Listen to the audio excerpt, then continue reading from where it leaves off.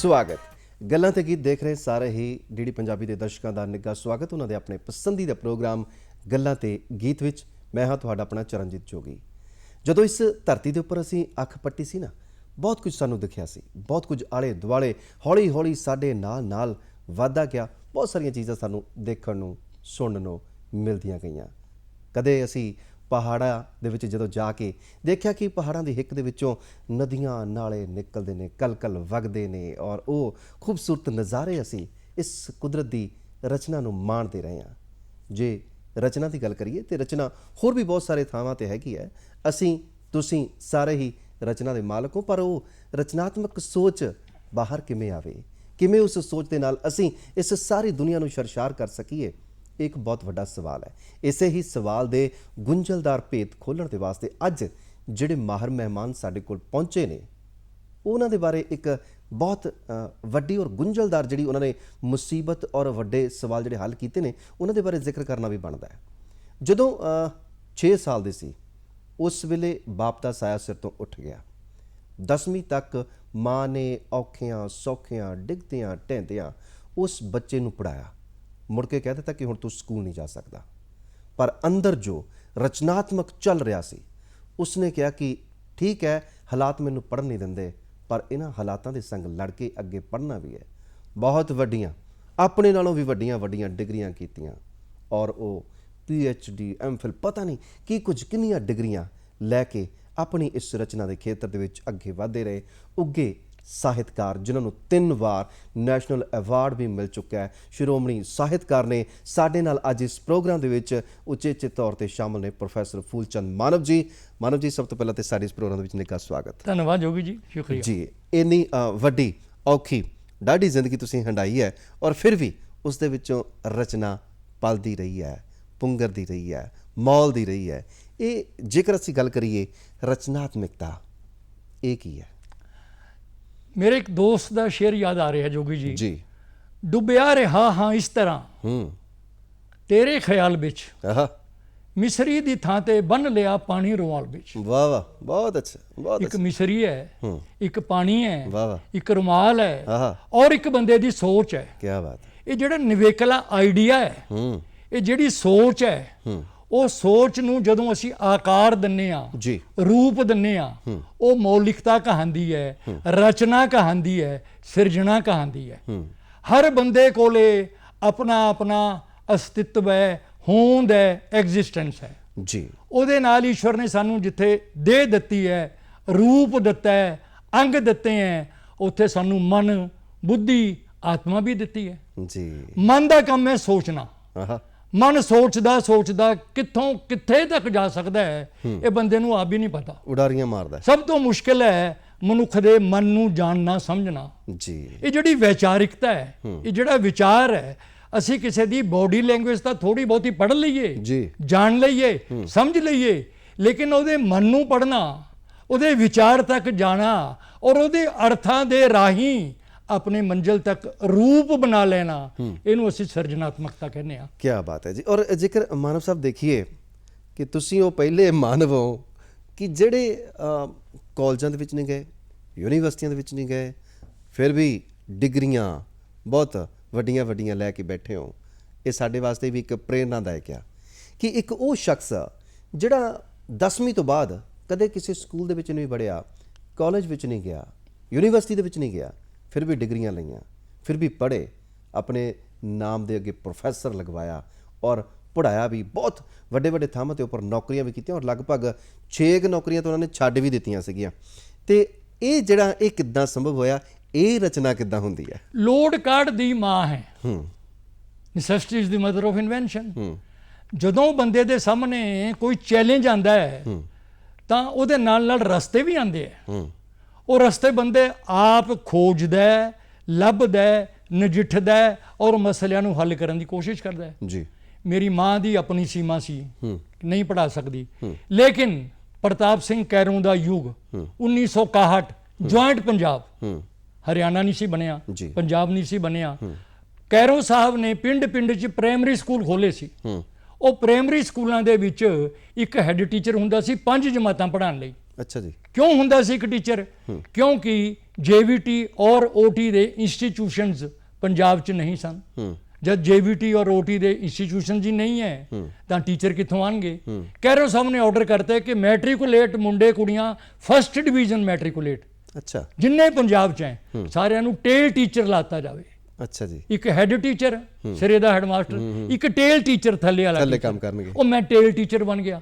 ਮੈਨੂੰ ਘਰ ਤੋਂ ਬੁਲਾ ਕੇ ਕਿਸੇ ਨੇ ਕਿਹਾ ਕਿ ਤੂੰ ਜਾ, 40 ਰੁਪਏ ਮਹੀਨੇ ਮਿਲਦੇ ਸੀ 2 ਮਹੀਨੇ ਤੱਕ, 10ਵੀਂ ਤੋਂ ਬਾਅਦ 10ਵੀਂ ਤੋਂ ਬਾਅਦ। ਫਸਟ ਡਿਵੀਜ਼ਨ ਸੀ 8ਵੀਂ 'ਚ ਵੀ ਔਰ 10ਵੀਂ 'ਚ ਵੀ। ਕੀ ਬਾਤ। ਉਹ 40 ਰੁਪਏ 2 ਮਹੀਨੇ ਲੈਣ ਤੋਂ ਬਾਅਦ ਫਿਰ 100 ਰੁਪਏ ਹੋ ਗਿਆ। 2.5 ਸਾਲ ਤੱਕ ਇਸ ਤਰ੍ਹਾਂ ਆਪਣਾ ਅਧਿਆਪਨ ਸਾਈਕਲ ਤੇ ਜਾ ਕੇ ਨਹਿਰ ਦੀ ਪਟੜੀ ਦੇ ਨਾਲ ਨਾਭਾ ਮੇਰਾ ਜਨਮ ਸਥਾਨ ਹੈ। ਨਹਿਰ ਦੀ ਪਟੜੀ ਵੀ ਕੱਚੀ ਹੋਣੀ ਆ?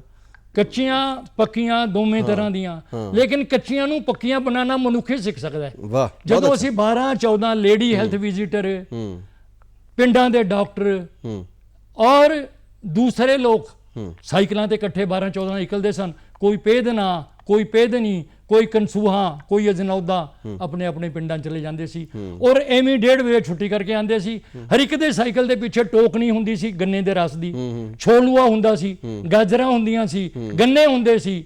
ਉਹ ਨੀਤਾਂ ਦਾ ਮੁਰਾਦਾਂ ਦਾ ਸਮਾਂ ਸੀ। ਉਸੇ ਸਮੇਂ ਫੂਲਚੰਦ ਮਾਨਵ ਕਵਿਤਾ ਲਿਖ ਰਿਹਾ ਸੀ, ਗੀਤ ਲਿਖ ਰਿਹਾ ਸੀ। ਪਹਿਲੀ ਕਵਿਤਾ ਲਿਖੀ ਸੀ, ਮੈਨੇ ਕਬ ਸੋਚਾ ਮੈਂ ਹਾਰਾ। ਸੁਣਾਓ। मैं तो उन पथिकों में से हूँ हाँ। जो माने लो मिला किनारा, वाह, मैंने कब सोचा मैं हारा। बहुत अच्छा। पग पग चलते एक बटोही, निज मंजिल जब पा जाता है, बूंद बूंद कतरे कतरे से घट तालाब भरा जाता है। मैं फिर क्यों मन हारूं अपना, मेरा साहस उसी तरह स्थिर, ज्यों स्थिर मेरू पर्वत सारा, मैंने कब सोचा मैं हारा, मैंने कब सोचा। क्या ये मेरी ਕ੍ਰੀਏਟੀਵਿਟੀ ਸੀ। ਕੀ ਬਾਤ। ਔਰ ਦੇਖੋ ਇਹ ਇੱਕ ਹੋਰ ਵੀ ਕ੍ਰੀਏਟੀਵਿਟੀ ਤੁਹਾਡੀ ਹੈ ਕਿ ਤੁਸੀਂ 10ਵੀਂ ਤੋਂ ਬਾਅਦ ਕਿਸੇ ਸਕੂਲ ਕਾਲਜ ਨਾ ਯੂਨੀਵਰਸਿਟੀ ਜੀ, ਨੈਵਰ, ਮੌਕਾ ਹੀ ਤੇ ਨਹੀਂ ਫਿਰ ਇਹ ਡਿਗਰੀਆਂ ਵਗੈਰਾ ਸਾਰੀਆਂ ਇਹ ਕਿੱਦਾਂ ਕਿੱਥੇ? ਹਰ ਸਾਲ 2 ਇਮਤਿਹਾਨ ਦੇਣੇ। 1963 ਚ ਕੱਚੀ ਅਧਿਆਪਕੀ ਛੱਡ ਕੇ ਇੰਡਸਟਰੀ ਡਿਪਾਰਟਮੈਂਟ ਚ ਨਿਯੁਕਤੀ ਹੋ ਗਈ ਬਤੌਰ ਕਲਰਕ। 11 ਨਵੰਬਰ 1963 ਨੂੰ ਉਦਯੋਗ ਵਿਭਾਗ ਪੰਜਾਬ ਦੇ ਵਿੱਚ ਸੈਕਟਰ 17 30 ਵੇਜ਼ ਬਿਲਡਿੰਗ ਚ ਜੁਆਇਨ ਕਰ ਲਿਆ। ਜੀ। ਜੁਆਇਨ ਕਰਨ ਤੋਂ ਬਾਅਦ ਹਰ ਸਾਲ 2 ਇਮਤਿਹਾਨ ਦੇਣੇ। ਮੈਟ੍ਰਿਕ ਚ ਸਾਇੰਸ ਡਰਾਇੰਗ ਸੀ subject, additional matric Hindi, additional matric Punjabi, Prabhakar, Giani, FA English only, BA English only, BA political science, BA Punjabi, MA Punjabi part 1, MA Punjabi ਇਹ ਸਾਰਾ ਕੋਈ ਨੌਕਰੀ ਕਰਦੇ ਹੋਏ। ਫਿਰ MA Hindi part 1, MA Hindi part 2, first class first 골ਡ ਮੈਡਲਿਸਟ, ਯੂਨੀਵਰਸਿਟੀ ਦਾ ਟੌਪਰ। ਕੀ ਬਾਤ ਹੈ ਜੀ, ਕੀ ਬਾਤ। ਜਿਹੜੇ ਇਹ ਵਿਦਿਆਰਥੀ ਨੇ ਉਹ ਸਾਡਾ ਇਹ ਪ੍ਰੋਗਰਾਮ ਦੇਖ ਰਹੇ ਹੋਣਗੇ, ਉਹਨਾਂ ਦੇ ਵਾਸਤੇ ਵੀ ਇੱਕ ਪ੍ਰੇਰਨਾ ਸਰੋਤ ਹੈ। ਅਕਸਰ ਅਸੀਂ ਬਹੁਤ ਵੱਡਾ ਉਲਾਂਭਾ ਦੇ ਦਿੰਦੇ ਕਈ ਵਾਰ ਮਾਪਿਆਂ ਨੂੰ ਕਿ ਤੁਸੀਂ ਸਾਨੂੰ ਕਿਸੇ ਵਧੀਆ ਸਕੂਲ ਜਾਂ ਕਾਲਜ ਦੇ ਵਿੱਚ ਨਹੀਂ ਲਗਾਇਆ, ਅਸੀਂ ਇਸ ਸਕੂਲ ਦੇ ਵਿੱਚ ਪੜ੍ਹਦੇ ਹਾਂ। ਕਈ ਵਾਰ ਸਰਕਾਰੀ ਜਾਂ ਪ੍ਰਾਈਵੇਟ ਸਕੂਲਾਂ ਨੂੰ ਉਹਨਾਂ ਦੀ ਤੁਲਨਾ ਕੀਤੀ ਜਾਂਦੀ ਆਪਸ ਦੇ ਵਿੱਚ। ਪਰ ਜੇਕਰ ਤੁਸੀਂ ਸਾਡੀ ਗੱਲਬਾਤ ਸੁਣ ਰਹੇ ਹੋ ਤੇ ਪ੍ਰੋਫੈਸਰ ਫੂਲਚੰਦ ਮਾਨਵ ਜੀ ਤੁਹਾਡੇ ਵਾਸਤੇ ਇੱਕ ਉਦਾਹਰਨ ਨੇ। ਉਹ ਉਦਾਹਰਨ ਨੇ ਕਿ ਜਿਨ੍ਹਾਂ ਨੇ ਸਕੂਲ ਦੇ ਵਿੱਚ ਨਹੀਂ ਗਏ ਪਰ ਫਿਰ ਵੀ ਉਹਨਾਂ ਨੇ ਆਪਣੀ ਪੜ੍ਹਾਈ ਕੀਤੀ ਹੈ ਔਰ ਅੱਜ ਸਾਨੂੰ ਵੀ ਪੜ੍ਹਾ ਰਹੇ। ਪੌਣਾ ਕੁ ਘੰਟਾ ਅਸੀਂ ਵੀ ਇਹਨਾਂ ਦਾ ਲੈਣਾ, ਮੈਂ ਵੀ ਇੱਕ ਲੈਕਚਰ ਲਗਾ ਰਿਹਾ ਤੇ ਗੱਲਾਂ ਕਰਦੇ ਹਾਂ ਰਚਨਾਤਮਕਤਾ ਜਿਹੜੀ ਹੈ ਜੀ। ਤੁਹਾਡੀ ਕ੍ਰੀਏਟੀਵਿਟੀ ਵੀ ਬਹੁਤ ਹੈ ਔਰ ਇਹ ਜਿਹੜੀ ਰਚਨਾਤਮਕਤਾ ਇਹ ਤੋਂ ਬਿਨਾਂ ਅਸੀਂ ਜ਼ਿੰਦਗੀ ਦੀ ਕਲਪਨਾ ਕਰ ਸਕਦੇ ਹਾਂ। ਦੇਖੋ ਇਸ ਤਰ੍ਹਾਂ ਹੈ ਕਿ ਮਨੁੱਖ ਦੇ ਨੈਗੇਟਿਵ ਪੋਜ਼ਿਟਿਵ ਹੈਡ ਚੇਨ ਕਿੰਨੇ ਪਾਸੇ ਹੋ ਸਕਦੇ ਹਨ ਜੀ। ਜੇ ਉਹ ਕੋਈ ਕਲਪਨਾਸ਼ੀਲ ਹੈ, ਉਹ ਸੋਚ ਸਕਦਾ ਹੈ। ਸੋਚਦੇ ਸਾਰੇ ਹੀ ਹੈ, ਕੁੱਤਾ ਵੀ ਸੋਚਦਾ ਹੈ, ਗਾਂ ਵੀ ਸੋਚਦੀ ਹੈ, ਮਨੁੱਖ ਵੀ ਸੋਚਦਾ ਹੈ, ਲੇਕਿਨ ਸੋਚ ਦੇ ਧਰਾਤਲ 'ਚ ਮਿਆਰ 'ਚ ਅੰਤਰ ਹੈ, ਫਰਕ ਹੈ। ਜਿਹੜੇ ਬਿਨਾਂ ਰਚਨਾਤਮਕਤਾ ਤੋਂ ਹੈ ਉਹ ਸ਼ਾਇਦ ਲੇਬਰ ਕਲਾਸ 'ਚ ਬਣ ਕੇ ਰਹਿ ਜਾਂਦੇ ਹੈ, ਮਜ਼ਦੂਰੀ ਕਰਦੇ ਹੈ, ਕੋਈ ਹੋਰ ਇਸ ਤਰ੍ਹਾਂ ਦੇ ਹਾਰਡ ਵਰਕ ਕਰਦੇ ਹੈ, ਅਰਦੀ ਦਾ ਕੰਮ ਕਬਾੜ ਵੇਚਦੇ ਫਿਰਦੇ ਹੈ। ਲੇਕਿਨ ਜਿਨ੍ਹਾਂ ਕੋਲ ਸੋਚ ਸ਼ਕਤੀ ਹੈ, ਜਿਨ੍ਹਾਂ ਕੋਲੇ ਸਿਰਜਣਾਤਮਕਤਾ ਹੈ, ਜਿਨ੍ਹਾਂ ਕੋਲੇ ਮੌਲਿਕਤਾ ਹੈ, ਉਹ ਕਿਸੇ ਦੇ ਬਣੇ ਬਣਾਏ ਖਿਆਲਾਂ ਨੂੰ ਨਹੀਂ ਚੁੱਕਦੇ। ਕਿਉਂਕਿ ਸਾਡੀ ਸ਼ਾਇਰੀ 'ਚ ਅੱਜ ਇਹ ਹੋ ਰਿਹਾ ਹੈ ਕਿ ਇੱਕੋ ਹੀ ਗੱਲ ਕਹੀ ਹੋਈ ਬਾਰ-ਬਾਰ ਕਈ ਕਵੀ ਕਹੀ ਜਾ ਰਹੇ ਹੈ। ਇਹ ਨਹੀਂ ਹੋਣਾ ਚਾਹੀਦਾ। ਸਭ ਦੀ ਆਪਣੀ ਮੌਲਿਕਤਾ ਹੈ। ਸੱਚ ਨੂੰ ਚੁੱਕ ਕੇ ਲੈ ਗਈ ਚੀਲ, ਮੈਂ ਹੁਣ ਕਿਹੜਾ ਕਰਾਂ ਵਕੀਲ। ਵਾਹ ਵਾਹ ਵਾਹ ਵਾਹ। ਸੱਚ ਨੂੰ ਚੁੱਕ ਕੇ ਲੈ ਗਈ ਚੀਲ, ਮੈਂ ਹੁਣ ਕਿਹੜਾ ਕਰਾਂ ਵਕੀਲ। ਫੂਕਣ ਨੂੰ ਹੁੰਦੀ ਹੈ ਕਾਫੀ, ਮਾਚਿਸ ਦੀ ਬਸ ਇੱਕੋ ਹੀ ਤੀਰ। ਵਾਹ ਵਾਹ, ਬਹੁਤ ਅੱਛੇ, ਬਹੁਤ ਅੱਛੇ। ਤੰਗ ਆ ਕੇ ਇਸ ਸ਼ਹਿਰ ਪਣੇ ਤੋਂ ਜੀ ਕਰਦਾ ਹੋ ਜਾਵਾਂ ਭੀੜ। ਵਾਹ। ਸੱਚ ਨੂੰ ਚੁੱਕ ਕੇ ਲੈ ਗਈ ਝੀਲ ਮੈਂ ਹੁਣ ਕਿਹੜਾ ਕਰਾਂਗੀ। ਵਾਹ ਜੀ ਵਾਹ, ਕੀ ਬਾਤ ਹੈ ਮਾਨਵ ਜੀ, ਬਹੁਤ ਖੂਬਸੂਰਤ ਜਿਹੜੀਆਂ ਇਸ ਤਰ੍ਹਾਂ ਔਰ ਅੱਜ ਦੇ ਅਜੋਕੇ ਸਮੇਂ ਦਾ ਸੱਚ ਵੀ ਨੇ ਔਰ ਇਹ ਰਹਿਣੀਆਂ ਵੀ ਸੱਚ ਹੀ ਹੈ, ਕਿਉਂਕਿ ਜਿਹੜੀਆਂ ਗੱਲਾਂ ਸੱਚੀ ਮੁੱਚੀ ਜਿਵੇਂ ਤੁਸੀਂ ਕਿਹਾ ਵੀ ਜੋ ਕਲਪਨਾ ਕਰਦਾ ਬੰਦਾ, ਜੋ ਰਚਨਾ ਕਰਦਾ ਹੈ, ਉਹ ਦੂਸਰਿਆਂ ਦਾ ਦੁੱਖ ਦਰਦ ਦੇਖਦਾ ਹੈ। ਔਰ ਜੇਕਰ ਅਸੀਂ ਗੱਲ ਕਰੀਏ ਰਚਨਾ ਦੀ, ਰਚਨਾ ਦੇ ਤੌਰ 'ਤੇ ਬਹੁਤ ਸਾਰੀਆਂ ਕਲਾਵਾਂ ਨੇ ਔਰ ਇਹ ਕਲਾਵਾਂ ਜਿਹੜੀਆਂ ਇਹ ਕਿੰਨੀ ਕੁ ਕਿਸਮ ਦੀਆਂ ਹੈਗੀਆਂ ਕਿ ਜਿਹੜੀਆਂ ਰਚਨਾ ਦੇ ਤੌਰ 'ਤੇ ਕਿਸੇ ਸ਼ਖਸੀਅਤ ਨੂੰ ਹੋਰ ਵੀ ਨਿਖਾਰ ਸਕਦੀਆਂ। ਸਾਡੇ ਇਤਿਹਾਸ 'ਚ, ਸਾਡੇ ਮਿਥਿਹਾਸ 'ਚ ਕਈ ਥਾਵਾਂ 'ਤੇ ਚਿੰਤਨ ਹੋਇਆ ਹੈ, ਕਈ ਥਾਵਾਂ 'ਤੇ ਵਰਣਨ ਆਇਆ ਹੈ। ਇਤਿਹਾਸਕਾਰਾਂ ਨੇ ਵੀ ਦੱਸਿਆ ਕਿ ਸ਼੍ਰੀ ਕ੍ਰਿਸ਼ਨ ਕੋਲੇ 16 ਕਲਾਵਾਂ ਸਨ। ਹੋਰ ਮਾਈਥੋਲੋਜੀ ਚਲੇ ਜਾਈਏ ਪਿੱਛੇ ਭਾਰਤੀ ਚਿੰਤਨ ਦੇ ਆਧਾਰ ਤੇ ਤਾਂ ਉਹ 64 ਕਲਾਵਾਂ ਮੰਨਦੇ ਆ ਜੀ। ਸਾਹਿਤ ਦੀਆਂ ਕਲਾਵਾਂ, ਖੇਡਾਂ ਦੀਆਂ ਕਲਾਵਾਂ, ਵਿਗਿਆਨ ਦੀਆਂ ਕਲਾਵਾਂ, ਅੰਤਰਿਕਸ਼ ਦੀਆਂ ਕਲਾਵਾਂ, ਮੂਰਤੀ ਦੀਆਂ ਕਲਾਵਾਂ, ਨਾਟਕ ਦੀਆਂ ਕਲਾਵਾਂ, ਐਕਟਿੰਗ ਦੀਆਂ ਕਲਾਵਾਂ, ਲਿਖਣ ਦੀਆਂ ਕਲਾਵਾਂ, ਪੜ੍ਹਨ ਦੀਆਂ ਕਲਾਵਾਂ ਔਰ ਇੰਜੈਕਸ਼ਨ ਲਾਉਣ ਦੀਆਂ ਕਲਾਵਾਂ। ਕੀ ਬਾਤ ਹੈ। ਬਿਨਾਂ ਕਲਾ ਦੇ ਤਾਂ ਕੋਈ ਕੁਝ ਕਰ ਹੀ ਨਹੀਂ ਸਕਦਾ। ਇੱਕ ਹੁਨਰ ਜਿਹੜਾ ਬੰਦਾ ਉਹਦੇ 'ਚ ਮਹਾਰਤ ਹਾਸਲ ਕਰ ਲੈਂਦਾ ਹੈ, ਉਹ ਸਿਰਫ ਪੜ੍ਹੇ ਲਿਖੇ ਦੇ ਆਧਾਰ ਤੇ ਨਹੀਂ ਚੱਲਦਾ, ਆਪਣਾ ਯੋਗਦਾਨ ਵੀ ਦਿੰਦਾ ਸੋਚ ਦਾ। ਉਹ ਜਿਹੜੀ ਸੋਚ ਹੈ ਉਹ ਪਹਿਲਾਂ ਹੁੰਦੀ ਕਾਲਪਨਿਕ ਜੀ, ਫਿਰ ਉਹ ਅਮਲੀ ਰੂਪ ਲੈ ਕੇ ਸਾਡੇ ਸਾਹਮਣੇ ਆਉਂਦੀ ਹੈ। ਅਰੂਪ ਨੂੰ ਸਰੂਪ ਕਰਦੇ ਆ। ਜਦੋਂ ਸਰੂਪ ਹੋ ਜਾਂਦੀ ਹੈ ਫਿਰ ਜਿਵੇਂ ਅੱਖ ਹੈ ਸਾਡੇ ਕੋਲੇ ਖੂਬਸੂਰਤ ਹੈ, ਅਥਰੂ ਜੀ, ਅੱਖਾਂ ਵਿੱਚ ਵੀ ਘਰ ਹੁੰਦੇ ਹਨ। ਆਹਾ, ਅਥਰੂ। ਕੀ ਬਾਤ ਹੈ। ਅੱਖਾਂ ਵਿੱਚ ਵੀ ਘਰ ਹੁੰਦੇ ਹਨ ਅਥਰੂ। ਨਜ਼ਮ ਹੈ ਤਿਤਲੀ।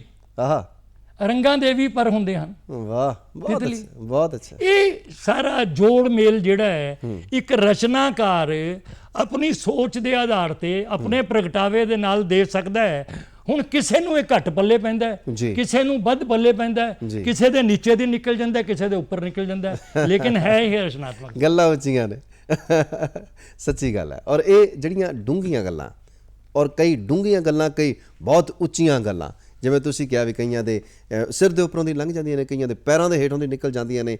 ਔਰ ਇਹ ਜਿਹੜੀਆਂ ਗੱਲਾਂ ਨੇ ਇਹ ਰਚਨਾਤਮਕ ਵੀ ਹੁੰਦੀਆਂ, ਕਲਾਤਮਕ ਵੀ ਹੁੰਦੀਆਂ। ਔਰ ਇਹ ਰਚਨਾਤਮਕ ਤੇ ਕਲਾਤਮਕ ਦੇ ਵਿੱਚ ਫਰਕ ਕਿੰਨਾ ਕੁ ਮਹਿਸੂਸ ਕਰਦੇ ਹੋ? ਦੇਖੋ, ਜਿਹੜੀ ਰਚਨਾ ਹੈ ਉਹ ਤਾਂ ਰਾਮ ਰਚਾਉਂਦਾ ਹੈ। ਰਚਨਾ ਰਾਮ ਰਚਾਈ।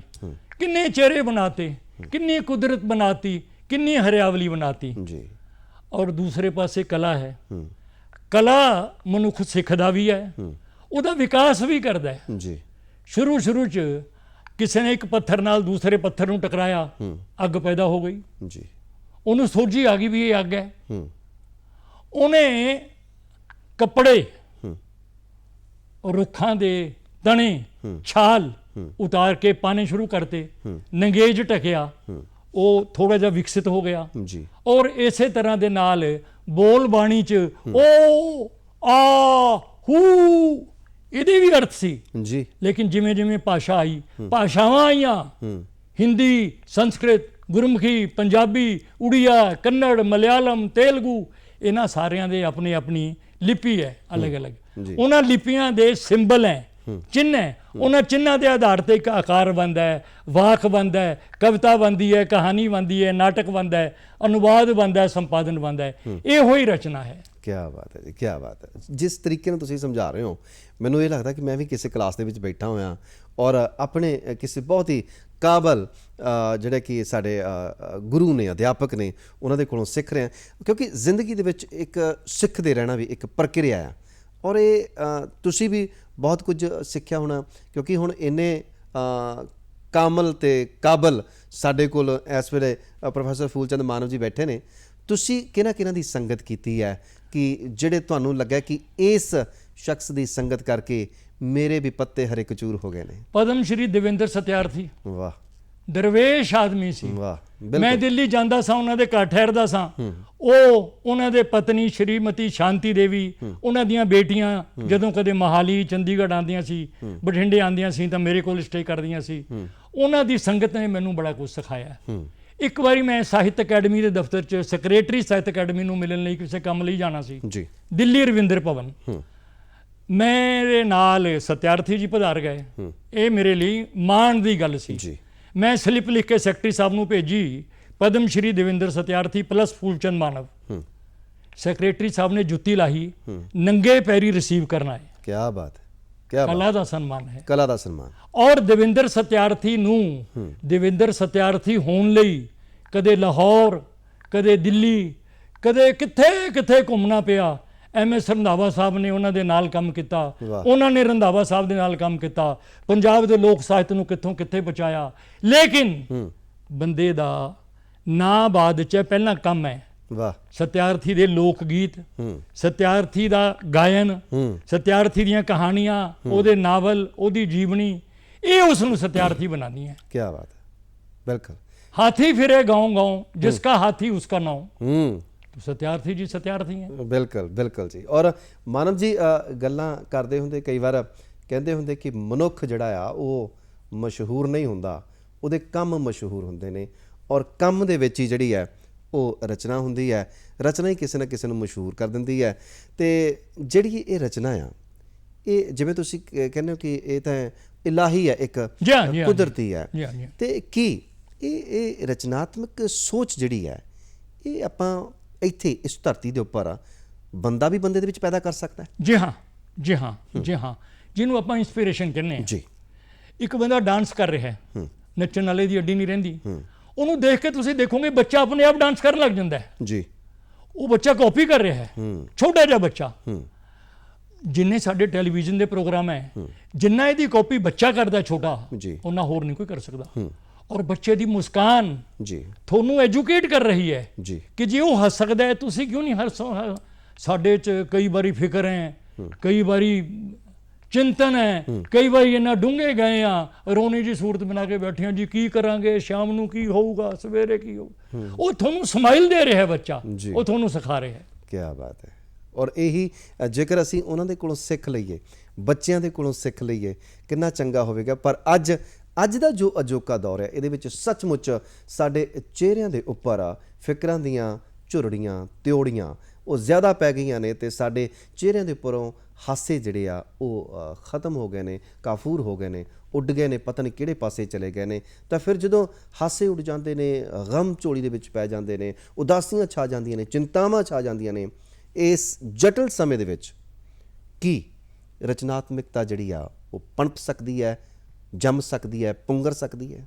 ਜੋ ਕਿ ਜੀ ਆਨੰਦ ਦਿੰਦੀ ਹੈ। ਦਰਅਸਲ ਗੱਲ ਇਹ ਹੈ, ਮੈਂ ਜਦੋਂ ਕਮਜ਼ੋਰ ਮਹਿਸੂਸ ਕੀਤਾ ਆਪਣੇ ਆਪ ਨੂੰ, ਜਦੋਂ ਮੈਂ ਢਹਿੰਦੀਆਂ ਕਲਾਂ 'ਚ ਮਹਿਸੂਸ ਕੀਤਾ ਆਪਣੇ ਆਪ ਨੂੰ, ਜਦੋਂ ਮੈਂ ਡਿਪਰੈਸ਼ਨ 'ਚ ਆਇਆ, ਬੰਦਾ ਆਂਦਾ ਹੈ ਜੀ, ਮਨੁੱਖ 'ਚ ਉਤਾਰ ਵੀ ਹੈ, ਚੜ੍ਹਾਅ ਵੀ ਹੈ, ਹਰ ਤਰ੍ਹਾਂ ਦੇ ਹੈ। ਉਦੋਂ ਜਾਂ ਤਾਂ ਮੈਂ ਚੰਗਾ ਪੜ੍ਹਿਆ, ਜਾਂ ਸੋਹਣਾ ਵੇਖਿਆ, ਜਾਂ ਮੈਂ ਸੋਹਣਾ ਲਿਖਣ ਦੀ ਕੋਸ਼ਿਸ਼ ਕੀਤੀ ਹੈ। ਕੀ ਬਾਤ ਹੈ। ਜੇ ਮੈਂ ਡੁੱਬਿਆ ਹੋਇਆ ਗਮ 'ਚ, ਗਮਜ਼ਦਾ, ਤਾਂ ਮੈਂ ਗਮ ਦੀ ਨਜ਼ਮ ਲਿਖ ਰਿਹਾ। ਜੇ ਮੈਂ ਖੁਸ਼ ਹਾਂ ਤਾਂ ਮੈਂ ਆਨੰਦ ਦੀ ਨਜ਼ਮ ਲਿਖ ਰਿਹਾ। ਜਿਹੜਾ ਜਿਹਾ ਮੇਰੇ ਅੰਦਰ ਹੋਏਗਾ ਜੀ। ਇੱਕ ਰਚਨਾ ਹੈ ਕਿਸੇ ਦੋਸਤ ਦੀ ਜੀ, ਪੈਗਾਮ ਉਹਨਾਂ ਦਾ ਤੇ ਪਤਾ ਤੁਹਾਡਾ। ਕੀ ਬਾਤ ਹੈ। ਪੈਗਾਮ ਉਹਨਾਂ ਦਾ ਤੇ ਪਤਾ ਤੁਹਾਡਾ, ਦੋਨਾਂ ਦੇ ਵਿਚਕਾਰ ਮੈਂ ਹੀ ਫਾੜਿਆ ਜਾਵਾਂਗਾ। ਬਹੁਤ ਅੱਛੇ, ਬਹੁਤ ਅੱਛੇ। ਇਹ ਜਿਹੜਾ ਫਾੜਿਆ ਜਾਣਾ ਹੈ, ਇੱਕ ਲਿਫਾਫੇ ਦੀ ਹੋਣੀ ਹੈ, ਡੈਸਟੀਨੀ ਜੀ। ਲਿਫਾਫਾ, ਹਰ ਮਨੁੱਖ ਲਿਫਾਫਾ ਹੈ, ਉਹਨੇ ਕਦੇ ਨਾ ਕਦੇ ਫਟਣਾ ਹੈ। ਉਹਨੂੰ ਪਤਾ ਨਹੀਂ ਹੈ ਵੀ ਉਹ ਕਿੱਥੇ ਕਿੱਥੇ ਫਟ ਰਿਹਾ ਹੈ, ਕਿੱਥੇ ਕਿੱਥੇ ਜੋੜ ਰਿਹਾ ਹੈ ਆਪਣੇ ਆਪ ਨੂੰ। ਇਹੋ ਹੀ ਰਚਨਾਤਮਕਤਾ ਦਾ ਸਾਰ ਹੈ ਜੀ। ਔਰ ਦੇਖੋ ਅੱਜ ਕੱਲ੍ਹ ਦੇ ਸਮੇਂ ਦੇ ਵਿੱਚ, ਕਿਉਂਕਿ ਤੁਸੀਂ ਹੁਣ ਉਸ ਪੀੜ੍ਹੀ ਦੇ ਵਿੱਚੋਂ ਕਿ ਜਿਸ ਪੀੜ੍ਹੀ ਤੋਂ ਸਾਨੂੰ ਸਿੱਖਣ ਨੂੰ ਮਿਲ ਰਿਹਾ, ਬਹੁਤ ਕੁਝ ਅਸੀਂ ਲੈਣਾ ਹੈ। ਜਿਹੜੀ ਨਵੀਂ ਪੀੜ੍ਹੀ ਹੈ, ਕਿਉਂਕਿ ਤੁਸੀਂ ਜਿਵੇਂ ਪਦਮ ਸ਼੍ਰੀ ਦੇਵਿੰਦਰ ਸਤਿਆਰਥੀ ਜੀ ਨੂੰ ਮਿਲੇ, ਉਸੇ ਤਰ੍ਹਾਂ ਤੁਹਾਨੂੰ ਵੀ ਬਹੁਤ ਸਾਰੇ ਲੋਕ ਮਿਲਦੇ ਹੋਣਗੇ, ਜਿਨ੍ਹਾਂ ਦੇ ਵਿੱਚ ਘੱਟ ਉਮਰ ਦੇ ਲੋਕ ਵੀ ਹੋਣਗੇ, ਨਵੀਂ ਪੀੜ੍ਹੀ ਵੀ ਹੋਏਗੀ, ਮੁੱਛ-ਫੁੱਟ ਲੋਕ ਵੀ ਹੋਣਗੇ। ਔਰ ਉਹ ਲੋਕ, ਤੁਹਾਨੂੰ ਲੱਗਦਾ ਹੈ ਕਿ ਉਹਨਾਂ ਦੇ ਵਿੱਚ ਕੋਈ ਸਾਨੂੰ ਇਸ ਵੇਲੇ ਕੋਈ ਡਾਕਟਰ ਦੇਵਿੰਦਰ ਸਤਿਆਰਥੀ ਜੀ ਮਿਲ ਜਾਣਗੇ, ਫੂਲਚੰਦ ਮਾਨਵ ਜੀ ਮਿਲ ਜਾਣਗੇ, ਹੋਰ ਬਹੁਤ ਸਾਰੇ ਉੱਘੇ ਨਾਮ ਨੇ ਜਿਹੜੇ, ਜਾਂ ਚਿਹਰੇ ਨੇ ਜਿਹੜੇ, ਉਹਨਾਂ ਦੇ ਵਿੱਚ ਉਹਨਾਂ ਦੇ ਮੂੰਹ ਮੁਹਾਂਦਰੇ ਦਿਸਦੇ ਆ? ਆਪਣੀ ਕਹਾਵਤ ਹੈ, ਕਰਤ ਕਰਤ ਅਭਿਆਸ ਕੇ ਜੜਮਤੀ ਹੋਤ ਸੁਜਾਨ ਜੀ। ਜਿਹੜਾ ਬੰਦਾ ਕੋਸ਼ਿਸ਼ ਕਰੇਗਾ ਉਹਨੂੰ ਤਾਂ ਸਾਰਾ ਕੁਝ ਮਿਲੇਗਾ। ਮੈਂ 28 ਸਾਲ ਟੀਚਿੰਗ 'ਚ ਰਿਹਾ ਜੀ, ਪੰਜਾਬੀ ਯੂਨੀਵਰਸਿਟੀ ਪਟਿਆਲਾ, ਸਰਕਾਰੀ ਕਾਲਜ ਬਠਿੰਡਾ ਔਰ ਗਵਰਨਮੈਂਟ ਕਾਲਜ ਮੋਹਾਲੀ। ਇਸ ਦੌਰਾਨ ਮੇਰੇ ਸਟੂਡੈਂਟਸ 'ਚੋਂ ਸੁਰੇਸ਼ ਹੰਸ, ਨੀਨਾ ਦੀਪ, ਨੀਨਾ ਸਹਿਰ ਔਰ 5-7 ਹੋਰ, ਇਸ ਤਰ੍ਹਾਂ ਦੇ ਲੇਖਕ ਹੈ ਜਿਨ੍ਹਾਂ ਦੀਆਂ 6-6 5-5 ਕਿਤਾਬਾਂ ਆਈਆਂ ਪਈਆਂ ਜੀ, ਔਰ ਉਹਨਾਂ ਚੋਂ 2 ਜਣਿਆਂ ਨੂੰ 1-1 ਲੱਖ ਰੁਪਈਆ ਇਨਾਮ ਵੀ ਮਿਲਿਆ ਹੈ ਕੀ ਬਾਤ। ਆਪਣੀ ਰਚਨਾ ਦੇ ਆਧਾਰ ਤੇ, ਨਾਵਲ ਦੇ ਆਧਾਰ ਤੇ। ਸੁਰੇਸ਼ ਹੰਸ ਦੇ ਨਾਵਲ ਨੂੰ ਮਿਲਿਆ ਹੈ, ਨੀਨਾ ਦੀਪ ਦੀ ਰਚਨਾ ਨੂੰ ਮਿਲਿਆ, ਕਵਿਤਾ ਦੀ ਕਿਤਾਬਾਂ ਨੂੰ। ਜੀ। ਉਹਨਾਂ ਲੋਕਾਂ ਨੇ ਦੇਖਿਆ ਕਿ ਫੂਲਚੰਦ ਮਾਨਵ ਦੇ ਘਰ 15,000 ਕਿਤਾਬਾਂ ਦੀ ਲਾਇਬ੍ਰੇਰੀ ਹੈ, personal library in my home ਜੀ, ਵਰਥ 15,000 ਬੁੱਕਸ। ਕੀ ਬਾਤ। ਉਹਨਾਂ ਨੂੰ ਢੋਣਾ ਕਿੰਨਾ ਔਖਾ ਹੈ, ਬੋਰੀਆਂ 'ਚ ਬੰਨ੍ਹ ਕੇ ਇੱਕ ਮੰਜ਼ਿਲ ਤੋਂ ਦੂਜੀ ਮੰਜ਼ਿਲ 'ਚ ਚੜਾਉਣਾ। ਜੀ, ਸ਼ੁਰੂ 'ਚ ਤਾਂ ਬੰਦਾ ਕਿਰਾਏ ਦੇ ਮਕਾਨਾਂ 'ਤੇ ਰਹਿੰਦਾ ਹੈ, ਜੀ, ਆਪਣਾ ਮਕਾਨ ਤਾਂ ਕਦੇ ਜਾ ਕੇ ਬਾਅਦ 'ਚ ਬਣਦਾ ਹੈ। ਲੇਕਿਨ ਨਾ ਉਹ ਹਾਰਿਆ, ਨਾ ਥੱਕਿਆ, ਨਾ ਹੁੱਟਿਆ, ਕਿਤਾਬਾਂ ਖੋਲ੍ਹਦਾ ਰਿਹਾ, ਬੰਨ੍ਹਦਾ ਰਿਹਾ, ਜੋੜਦਾ ਰਿਹਾ, ਰਸਾਲੇ ਵੀ ਲਿਆਂਦਾ ਰਿਹਾ। ਇਹਨਾਂ ਨੂੰ ਜਿਹੜੇ ਬੱਚਿਆਂ ਨੇ ਮੇਰੇ ਘਰੋਂ ਆ ਕੇ ਕਿਤਾਬਾਂ ਲਿਜਾਣੀਆਂ, ਜੀ, ਮੋੜ ਕੇ ਜਾਣੀਆਂ, ਲਿਖ ਕੇ ਦਿਖਾਣਾ, ਮਸ਼ਕ ਕਰਨਾ, ਕਾਲਜ ਮੈਗਜ਼ੀਨ ਦੇ ਐਡੀਟਰ ਬਣਾਏ ਬੱਚੇ, ਦੇਖ ਕੇ ਪ੍ਰਤਿਭਾ। ਜੀ। ਇਹ ਸਾਰੀ ਉਹਨਾਂ ਦੇ ਆਪਣੇ ਹੱਥ 'ਚ ਔਰ ਹਿੱਤ 'ਚ ਹੈ ਕਿ ਉਹ ਕੁਝ ਬਣਨਾ ਚਾਹੁੰਦੇ ਹੈ ਜਾਂ ਨੁੱਚੜ ਕੇ ਰਹਿ ਜਾਣਾ ਚਾਹੁੰਦੇ ਹੈ। ਵਾਹ ਜੀ ਵਾਹ। 62 ਸਾਲ ਲਗਾਤਾਰ ਆਪ ਵੀ ਅਖਬਾਰਾਂ ਦੇ ਵਿੱਚ, ਰਸਾਲਿਆਂ ਦੇ ਵਿੱਚ, ਕਿਤਾਬਾਂ ਦੇ ਵਿੱਚ ਪਤਾ ਨਹੀਂ ਕਿੱਥੇ ਕਿੱਥੇ ਛਪਦੇ ਰਹੇ ਨੇ ਪ੍ਰੋਫੈਸਰ ਫੂਲਚੰਦ ਮਾਨਵ ਜੀ, ਔਰ 37 ਕਿਤਾਬਾਂ ਦਾ ਇਹਨਾਂ ਨੇ ਸੰਪਾਦਨ ਵੀ ਕੀਤਾ ਹੈ। ਔਰ ਜੇਕਰ ਗੱਲ ਕਰੀਏ 42 ਜਿਹੜੀਆਂ ਪੰਜਾਬੀ ਦੀਆਂ ਤੇ ਇਹਨਾਂ ਨੇ ਹਿੰਦੀ ਦੀਆਂ ਕਿਤਾਬਾਂ ਜਿਹੜੀਆਂ ਉਹ ਸਾਹਿਤ ਪ੍ਰੇਮੀਆਂ ਦੀ ਝੋਲੀ ਦੇ ਵਿੱਚ ਪਾਈਆਂ ਨੇ, ਔਰ ਲਗਾਤਾਰ ਇਹ ਬਹੁਤ ਲੰਮੇ ਸਮੇਂ ਤੋਂ ਜੁੜੇ ਹੋਏ ਨੇ ਜੀ ਰੇਡੀਓ ਦੇ ਨਾਲ, ਟੀਵੀ ਦੇ ਨਾਲ। ਹੋਰ ਵੀ ਬਹੁਤ ਸਾਰੀਆਂ ਗੱਲਾਂ ਬਾਤਾਂ ਇਹਨਾਂ ਦੀਆਂ ਸਾਡੇ ਨਾਲ ਚੱਲਦੀਆਂ ਰਹਿਣਗੀਆਂ, ਕਿਉਂਕਿ ਮਾਨਵ ਸਾਹਿਬ ਗੱਲਾਂ ਤੇ ਗੀਤ ਇਹ ਪ੍ਰੋਗਰਾਮ ਹੈ। ਜੀ ਹਾਂ, ਜੀ ਹਾਂ, ਜੀ ਹਾਂ। ਤੇ ਗੀਤ ਤੁਸੀਂ ਵੀ ਸੁਣਦੇ ਹੋ ਤੇ ਆਪਾਂ ਵੀ ਇੱਕ ਹੁਣ ਆਪਣੇ ਇਸ ਪ੍ਰੋਗਰਾਮ ਦੇ ਵਿੱਚ ਵੀ ਹੱਸਣ ਖੇਡਣ ਮਨ ਕਾ ਗੀਤ ਹੀ ਗੀਤ। ਲਓ ਜੀ, ਆਪਾਂ ਇੱਕ ਗੀਤ ਤੋਂ ਬਾਅਦ ਮੁੜ ਪਰਤਾਂਗੇ ਆਪਣੀ ਗੱਲਬਾਤ ਦੇ ਨਾਲ। ਤੇਰੇ ਬਿਨਾ ਚਿੱਤ ਨਹੀਂ ਓ ਟਿਕਦਾ, ਤੇ ਰੂਹ ਵੀ ਡੋਲੀ ਜਾਂਦੀ। ਬੋੜੇ ਕਿਤੇ ਕਮਲੀ ਦਿਆ ਸਾਇਆ ਵੇ, ਤੇ ਜਿੰਦ ਟਿੱਕੇ ਡੋਲੇ ਖਾਂਦੀ। ਹਿਜਰ ਤੇਰੇ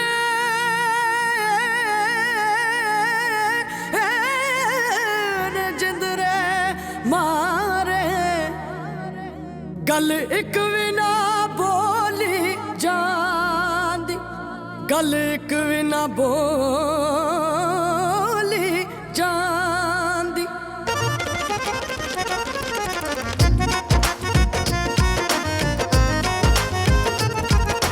ਮਸੀਂ ਖੜੀਆਂ ਓ ਮਸੀਂ ਖੜੀਆਂ ਵੇ, ਮਸੀਂ ਖੜੀਆਂ ਮਿਲਣ ਦੀਆਂ ਆਈਆਂ।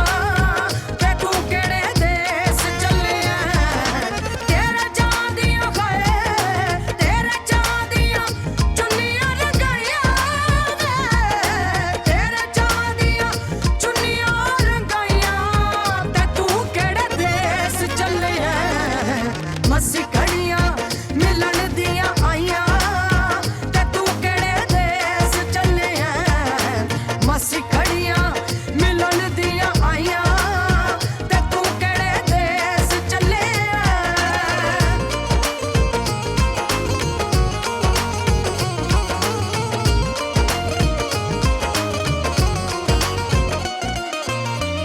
ਜਿੰਦ ਵਾਲੀ ਕੋਠੀ ਸਾਡੀ ਕੂਹੂ ਕੂਹੂ ਕੂਕਦੀ, ਕੱਚਾ ਘੜਾ ਹੱਸਦਾ ਤੇ ਉੱਤੇ ਨਦੀ ਸ਼ੂਕਦੀ। ਸਗਾ ਮਗਾ ਨਿਦਾ ਨਿਦਾ ਪਾ, ਨਿਦਾ ਨਿਦਾ ਪਾ, ਨਿਦਾ ਨਿਦਾ ਪਾ। ਜਿੰਦ ਵਾਲੀ ਕੋਠੀ ਸਾਡੀ ਕੂਹੂ ਕੂਹੂ ਕੂਕਦੀ, ਕੱਚਾ ਘੜਾ ਹੱਸਦਾ ਤੇ ਉੱਤੇ ਨਦੀ ਸ਼ੂਕਦੀ। ਅਸੀਂ ਨਦੀਆਂ ਵੀ ਗਏ, ਅਸੀਂ ਨਦੀਆਂ ਵੀ ਚੀਰ ਵਿਖਾਈਆਂ ਵੇ, ਅਸੀਂ ਨਦੀਆਂ ਵੀ ਚੀਰ ਵਿਖਾਈਆਂ। ਤੇ ਤੂੰ ਕਿਹੜੇ ਦੇਸ ਚੱਲਿਆ, ਮਸੀਂ ਖੜੀਆਂ ਮਿਲਣ ਦੀਆਂ ਆਈਆਂ। ਤੇ ਤੂੰ ਕਿਹੜੇ ਦੇਸ ਚੱਲਿਆ, ਮਸੀਂ ਖੜੀਆਂ ਮਿਲਣ ਦੀਆਂ ਆਈਆਂ।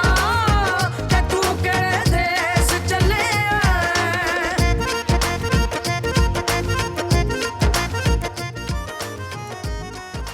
ਮਸੀਂ ਘੜੀਆਂ ਮਿਲਣ ਦੀਆਂ ਆਈਆਂ ਤੇ ਤੂੰ ਕਿਹੜੇ ਦੇਸ ਚੱਲਿਆ। ਕੀ ਬਾਤ ਹੈ, ਕੀ ਬਾਤ ਹੈ। ਘੜੀਆਂ ਮਸੀਂ ਮਿਲਦੀਆਂ ਨੇ ਜਦੋਂ ਚੰਗੇ ਬੰਦਿਆਂ ਦੇ ਨਾਲ ਮੇਲ ਮਿਲਾਪ ਹੁੰਦੇ ਨੇ। ਤੇ ਅੱਜ ਸਾਡਾ ਮੇਲ ਮਿਲਾਪ, ਤੁਹਾਡਾ ਮੇਲ ਮਿਲਾਪ ਜਿਹੜਾ ਪ੍ਰੋਫੈਸਰ ਫੂਲਚੰਦ ਮਾਨਵ ਜੀ ਦੇ ਨਾਲ ਹੋ ਰਿਹਾ ਔਰ ਮਾਨਵ ਸਾਹਿਬ ਜਿਨ੍ਹਾਂ ਨੂੰ 3 ਵਾਰ ਨੈਸ਼ਨਲ ਅਵਾਰਡ ਮਿਲ ਚੁੱਕਿਆ ਔਰ ਨਾਲ ਦੀ ਨਾਲ ਇਹ ਸ਼੍ਰੋਮਣੀ ਸਾਹਿਤਕਾਰ ਨੇ। ਇਹਨਾਂ ਨੂੰ ਭਾਸ਼ਾ ਵਿਭਾਗ ਵੱਲੋਂ ਵੀ ਸ਼੍ਰੋਮਣੀ ਸਾਹਿਤਕਾਰ ਦਾ ਅਵਾਰਡ ਮਿਲਿਆ। ਇਹਨੇ ਅਵਾਰਡ ਝੋਲੀ ਦੇ ਵਿੱਚ ਨੇ ਔਰ ਅੱਜ ਬੇਸ਼ਕੀਮਤੀ ਗੱਲਾਂ ਇਸ ਗੱਲਾਂ ਤੇ ਗੀਤ ਪ੍ਰੋਗਰਾਮ ਦੇ ਵਿੱਚ ਸਾਡੀ ਝੋਲੀ ਪਾ ਰਹੇ ਨੇ।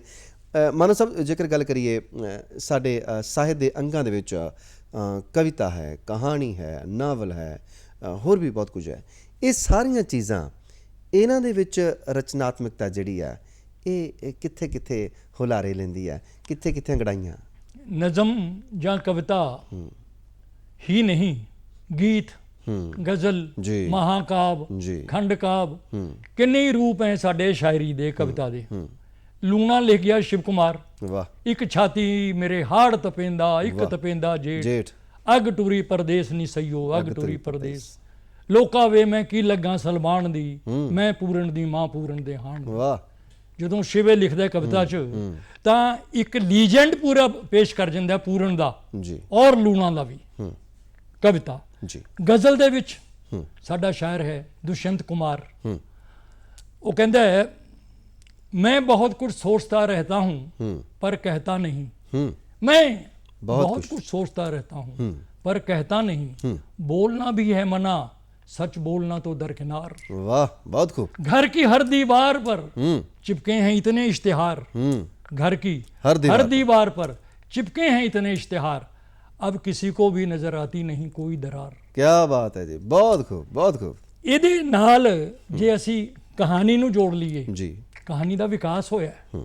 ਮੁੱਢ ਕਦੀਮ ਤੋਂ ਕਹਾਣੀ ਜਦੋਂ ਚੱਲੀ ਹੋਏਗੀ, ਅਸੀਂ ਆਪਣੀ ਨਾਨੀ ਕੋਲੋਂ ਦਾਦੀ ਕੋਲੋਂ ਸੁਣਦੇ ਸਾਂ ਤਾਂ ਬੱਚਾ ਹੁੰਗਾਰਾ ਦੇਈ ਜਾਂਦਾ ਸੀ, ਕਹਾਣੀ ਵਧੀ ਜਾਂਦੀ ਸੀ, ਵਧੀ ਜਾਂਦੀ ਸੀ। ਉਹਦੇ 'ਚ ਸਿਰਫ ਕਹਾਣੀ ਹੁੰਦੀ ਸੀ। ਲੇਕਿਨ ਜਦੋਂ ਕਹਾਣੀ ਦੇ ਵਿਕਾਸ ਸਾਡੇ ਸਾਹਮਣੇ ਆਉਂਦੇ ਆ, ਉਹ 'ਚ ਸ਼ੈਲੀ ਵੀ ਜੁੜ ਗਈ, ਸ਼ਿਲਪ ਵੀ ਜੁੜ ਗਿਆ, ਮੁਹਾਵਰਾ ਵੀ ਜੁੜ ਗਿਆ ਔਰ ਵਾਤਾਵਰਣ ਦੇ ਨਾਲ ਨਾਲ ਮਨੋਵਿਗਿਆਨ, ਦਰਸ਼ਨ ਵੀ ਜੁੜ ਗਿਆ। ਇਹ 4 ਪਾਤਰ ਹੋਣ ਕਹਾਣੀ 'ਚ ਜਾਂ 14, ਲੇਖਕ ਆਪ ਹੀ ਕਈ ਹਿੱਸਿਆਂ 'ਚ ਵੰਡਿਆ ਹੋਇਆ ਹੁੰਦਾ ਹੈ ਕਹਾਣੀ 'ਚ। ਹਰ ਵਾਰੀ ਨੂੰ ਆਪਣਾ ਪਾਤਰ ਉਹ ਆਪ ਹੀ ਲੱਗਦਾ। ਉਹਦਾ ਨਾਂ ਸੁਰਜੀਤ ਕੌਰ ਰੱਖ ਲਓ, ਮੋਹਨ ਸਿੰਘ ਰੱਖ ਲਓ, ਰਾਕੇਸ਼ ਕੁਮਾਰ ਰੱਖ ਲਓ, ਯਸ਼ੋਦਾ ਦੇਵੀ ਰੱਖ ਲਓ। ਉਹਨੇ ਆਪਣੇ ਹਿੱਸੇ ਦੇ ਟੁਕੜੇ ਬਣਾਏ ਹੋਏ ਹੈ, ਕਦੇ ਉਹਨੂੰ ਰਚ ਰਿਹਾ ਹੈ, ਕਦੇ ਉਹਨੂੰ ਰਚ ਰਿਹਾ ਹੈ, ਲੇਕਿਨ ਉਹ ਗੱਲ ਪੂਰੀ ਕਹਿ ਰਿਹਾ ਹੈ। ਇਹੋ ਹੀ ਹਾਲਤ ਨਾਵਲ ਦੀ ਹੈ। ਨਾਵਲ ਹੋਰ ਵੀ ਵੱਡਾ ਹੈ, ਕਿਸ਼ਤਾਂ 'ਚ ਸੀਰੀਅਲਾਈਜ਼ ਲਿਖੇ ਜਾਂਦੇ ਆ, ਰੋਜ਼ ਲਿਖੇ ਜਾਂਦੇ ਆ, ਰੋਜ਼ ਟੈਲੀਕਾਸਟ ਹੁੰਦੇ ਆ, ਐਕਸਟੈਂਸ਼ਨ ਚੱਲੀ ਜਾਂਦੀ ਹੈ, ਜੋੜ ਨਾਲ ਜੋੜ ਪਾਇਆ ਜਾਂਦਾ ਹੈ। ਨਾਟਕ ਬਹੁਤ ਖੂਬਸੂਰਤ ਵਿਧਾ ਹੈ ਜੀ, ਕਿਉਂਕਿ ਕਵਿਤਾ ਦਾ ਜਿੰਨਾ ਕੁ ਅਸਰ ਪਾਠਕਾਂ ਤੇ ਹੁੰਦਾ ਹੈ, ਸਮਾਜ ਤੇ ਹੁੰਦਾ ਹੈ, ਇਸ ਤੋਂ ਕਈ ਗੁਣਾ ਜ਼ਿਆਦਾ ਨਾਟਕ ਦਾ ਅਸਰ ਹੁੰਦਾ ਹੈ ਜੀ। ਇੱਕ ਤਾਂ ਨਾਟਕ ਉਹ ਹੈ ਜਿਹੜਾ ਸਾਨੂੰ ਕੋਰਸਾਂ 'ਚ ਪੜ੍ਹਾਇਆ ਜਾਂਦਾ ਹੈ, ਇੱਕ ਨਾਟਕ ਉਹ ਹੈ ਜੋ ਅਸੀਂ ਟੈਲੀਵਿਜ਼ਨ ਤੇ ਦੇਖਦੇ ਹਾਂ ਜੀ, ਮੰਚ ਤੋਂ ਦੇਖਦੇ ਹਾਂ ਜੀ। ਰਾਮਲੀਲਾ ਹੁੰਦੀ ਸੀ ਜੀ, ਇੱਕ ਥਾਂ ਤੇ ਮੰਚ ਤੇ ਹੋ ਰਹੀ ਹੈ, ਹਜ਼ਾरों ਲੋਕ ਦੇਖ ਰਹੇ हैं, चुप करके कृष्ण लीला देख रहे हैं, रास देख रहे हैं, रामलीला देख रहे हैं, नाटक देख रहे हैं और ਵੰਨ ਸੁਵੰਨੇ ਸਾਡੇ ਕੋਲ ਨਾਟਕਾਂ ਨੇ, ਪੰਜਾਬੀ 'ਚ ਵੀ, ਹਿੰਦੀ 'ਚ ਵੀ। ਉਹਨਾਂ ਸਾਰਿਆਂ ਨੇ ਕੋਸ਼ਿਸ਼ ਇਹ ਕੀਤੀ ਹੈ ਕਿ ਜੋ ਪਹਿਲਾਂ ਨਾ ਕਿਹਾ ਗਿਆ ਹੋਵੇ ਉਹ ਕਹਿਣਾ ਹੈ ਜੀ, ਜੋ ਕਿਹਾ ਜਾ ਚੁੱਕਿਆ ਹੈ। ਚੱਬੇ ਹੋਏ ਨੂੰ ਚੱਬੀ ਜਾਣਾ ਦਾ ਕੋਈ ਮਤਲਬ ਨਹੀਂ, ਉਹ ਤਾਂ ਪਾਨ ਖਾਣ ਵਾਲੀ ਗੱਲ ਹੈ ਬਿਲਕੁਲ। ਲੇਕਿਨ ਜਿਹੜੀ ਕਹਾਣੀ ਪਹਿਲਾਂ ਨਹੀਂ ਕਹੀ ਗਈ, ਜਿਹੜਾ ਸਿੰਬਲ, ਬਿੰਬ, ਪ੍ਰਤੀਕ ਪਹਿਲਾਂ ਨਹੀਂ ਆਇਆ, ਜਿਹੜੀ ਮੁਹੱਬਤ ਦੀ ਭਾਸ਼ਾ ਪਹਿਲਾਂ ਨਹੀਂ ਆਈ, ਉਸ ਭਾਸ਼ਾ 'ਚ ਜੇ ਗੱਲ ਕੀਤੀ ਜਾਵੇ ਤੇ ਫਿਰ ਉਹ ਐਕਸਟੈਂਸ਼ਨ ਉਸ ਰਚਨਾ ਦੀ ਵੀ ਹੁੰਦੀ ਹੈ ਔਰ ਲੇਖਕ ਦੀ ਵੀ ਹੁੰਦੀ। ਕੀ ਬਾਤ ਹੈ ਜੀ। ਦੇਖੋ, ਇੱਕ ਗੱਲ ਹੋਰ ਹੈ, ਅਸੀਂ ਦੁਨਿਆਵੀ ਲੋਕ ਹਾਂ, ਅਸੀਂ ਇੱਕ ਦੂਸਰੇ ਦੇ ਕੋਲੋਂ ਸਾੜਾ ਵੀ ਰੱਖਦੇ ਹਾਂ, ਬਹੁਤ ਈਰਖਾ ਵੀ ਰੱਖਦੇ ਹਾਂ, ਔਰ ਇਹ ਜਿਹੜੀ ਚੀਜ਼ ਹੈ ਕਿ ਹਰ ਇੱਕ ਬੰਦਾ ਸਾਡੀ ਪਿੱਠ ਥਾਪੜ ਜਾਵੇ, ਇੱਦਾਂ ਵੀ ਨਹੀਂ ਹੁੰਦਾ। ਹਰ ਕੋਈ ਸਾਨੂੰ ਮਾੜਾ ਕਹਿ ਜਾਵੇ, ਇੱਦਾਂ ਵੀ ਨਹੀਂ ਹੁੰਦਾ। ਕਿਤੇ ਕਿਤੇ ਆਲੋਚਨਾ ਵੀ ਹੁੰਦੀ ਹੈ। ਇਹ ਜਿਹੜੀ ਆਲੋਚਨਾ, ਇਹ ਆਮ ਤੌਰ 'ਤੇ ਕਿਹਾ ਜਾਂਦਾ ਕਿ ਕਈ ਵਾਰ ਜਿਹੜੇ ਤਾਂ ਸੂਝਵਾਨ ਲੋਕ ਨੇ, ਸੂਝਵਾਨ ਆਲੋਚਨਾ ਕਰਦੇ ਨੇ ਤਾਂ ਅਗਲੇ ਦਾ ਥੋੜ੍ਹਾ ਵਿਕਾਸ ਹੋ ਜਾਂਦਾ ਹੈ। ਕਈ ਆਲੋਚਨਾ ਹੁੰਦੀ ਹੈ ਕਿ ਇਹਦੀਆਂ ਲੱਤਾਂ ਹੀ ਖਿੱਚ ਲਓ, ਫੜ ਲਓ, ਜੱਫਾ ਹੀ ਮਾਰ ਲਓ। ਆਲੋਚਨਾ ਦੇ ਵਿੱਚ ਰਚਨਾ ਹੈ, रचनात्मक सोच है, की कहोगे? हिम्मत से सच कहो तो बुरा मानते हैं लोग, हिम्मत से सच कहो तो बुरा मानते हैं लोग, और रो रो के बात कहने की आदत नहीं रही। वाह, अच्छा हुआ कि सर पे कोई छत नहीं रही, जो रोशनी थी वो भी सलामत नहीं रही। क्या बात है, क्या आलोचना और समीक्षा दो चीजें हैं। जी ਸਮੀਖਿਆ ਅਲੱਗ ਹੈ, ਜੀ ਜੀ ਆਲੋਚਨਾ ਅਲੱਗ ਹੈ। ਜੀ ਕਿਸੇ ਨੂੰ ਇਮਾਨਦਾਰੀ ਨਾਲ ਤੁਸੀਂ ਸੱਚੀ ਸੁੱਚੀ ਆਲੋਚਨਾ ਸਮੀਖਿਆ ਕਰ ਦਿਓਗੇ, ਉਹ ਘੱਟ ਖੁਸ਼ ਹੁੰਦਾ ਹੈ। ਕਿਸੇ ਦੀ ਝੂਠੀ ਤਾਰੀਫ ਕਰ ਦਿਓਗੇ, ਉਹ ਤੁਹਾਨੂੰ ਵੀ ਮਹਾਨ ਸਮਝੇਗਾ ਔਰ ਆਪਣੇ ਕਾਲਰ ਅਪ ਕਰ ਲੈਂਦਾ ਹੈ। ਇੱਥੇ ਆਲੋਚਨਾ ਕਰਨ ਵਾਲੇ ਦਾ ਦੋਸ਼ ਹੈ। ਜੋ ਸੱਚਾ ਸੁੱਚਾ ਹੈ ਤਾਂ ਉਹਨੂੰ ਸਹੀ ਆईना ਦਿਖਾਏਗਾ, ਜੀ ਐਸਾ ਸ਼ੀਸ਼ਾ ਦਿਖਾਏਗਾ ਜਿਹਦੇ ਵਿੱਚੋਂ ਉਹਨੂੰ ਲੱਗੇਗਾ तू आईना बनेगा, मैं पत्थर दिखाऊंगा। हाँ एक दिन खुली सड़क पे वो नौबत भी आएगी।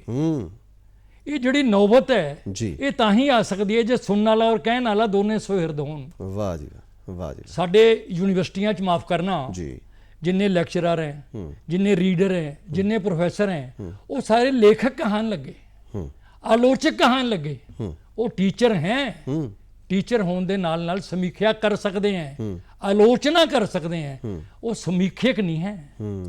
ਸਮੀਖਿਅਕ ਸਨ ਹਰਿਭਜਨ ਸਿੰਘ, ਵਾਹ ਸਮੀਖਿਅਕ ਸਨ ਅਤਰ ਸਿੰਘ, ਸਮੀਖਿਅਕ ਸਨ ਆਲੂਵਾਲੀਆ ਜਾਂ ਕੁਝ ਹੋਰ ਇਸ ਤਰ੍ਹਾਂ ਦੇ ਵੱਡੇ ਨਾਂ, ਪਿਆਰ ਸਿੰਘ, ਹਰਕਿਸ਼ਨ ਸਿੰਘ ਵਗੈਰਾ। ਜੀ ਜੀ ਲੇਕਿਨ ਸਮੇਂ ਦੀ ਕਰਵਟ ਹੈ, ਜੋ ਕੁਝ ਸਾਨੂੰ ਸਿਖਾਇਆ ਜਾ ਰਿਹਾ ਹੈ ਉਹੀ ਅਸੀਂ ਦੇ ਰਹੇ ਹਾਂ। ਜੀ ਸਾਹਿਰ ਲੁਧਿਆਣਵੀ ਨੇ ਵੀ ਇਹੀ ਕਿਹਾ ਸੀ ਇੱਕ ਵਾਰੀ, ਜੋ ਕੁਝ ਸਮੇਂ ਦੀ ਗਰਦਿਸ਼ 'ਚ ਮੈਨੂੰ ਮਿਲਿਆ ਹੈ ਉਹੀ ਮੈਂ ਤੁਹਾਨੂੰ ਪੜਤਾ ਰਿਹਾ। ਜੀ ਲਫ਼ਜ਼ ਇੱਕ ਬਹੁਤ ਅੱਛਾ ਜਿਹੜਾ ਵਰਤਿਆ, ਨੌਬਤ। ਹੁਣ ਸਾਨੂੰ ਵੀ ਨੌਬਤ ਆ ਗਈ ਹੈ ਕਿ ਤੁਹਾਡੀ ਕੋਈ ਕਵਿਤਾ ਸੁਣੀਏ, ਕੁछ चंद लाइना। अंधेरे दूर होते हैं, उजाले पास होते हैं। अंधेरे दूर होते हैं, उजाले पास होते हैं, हमारे बीच में जब आपसी एहसास होते हैं। क्या बात है, बहुत अच्छा। घरों से निकलकर दर दर भटकना कैसा लगता है। घरों से निकलकर दर दर भटकना कैसा लगता है, उन्हीं से पूछ कर देखो जिन्हें वनवास होते हैं। वाह।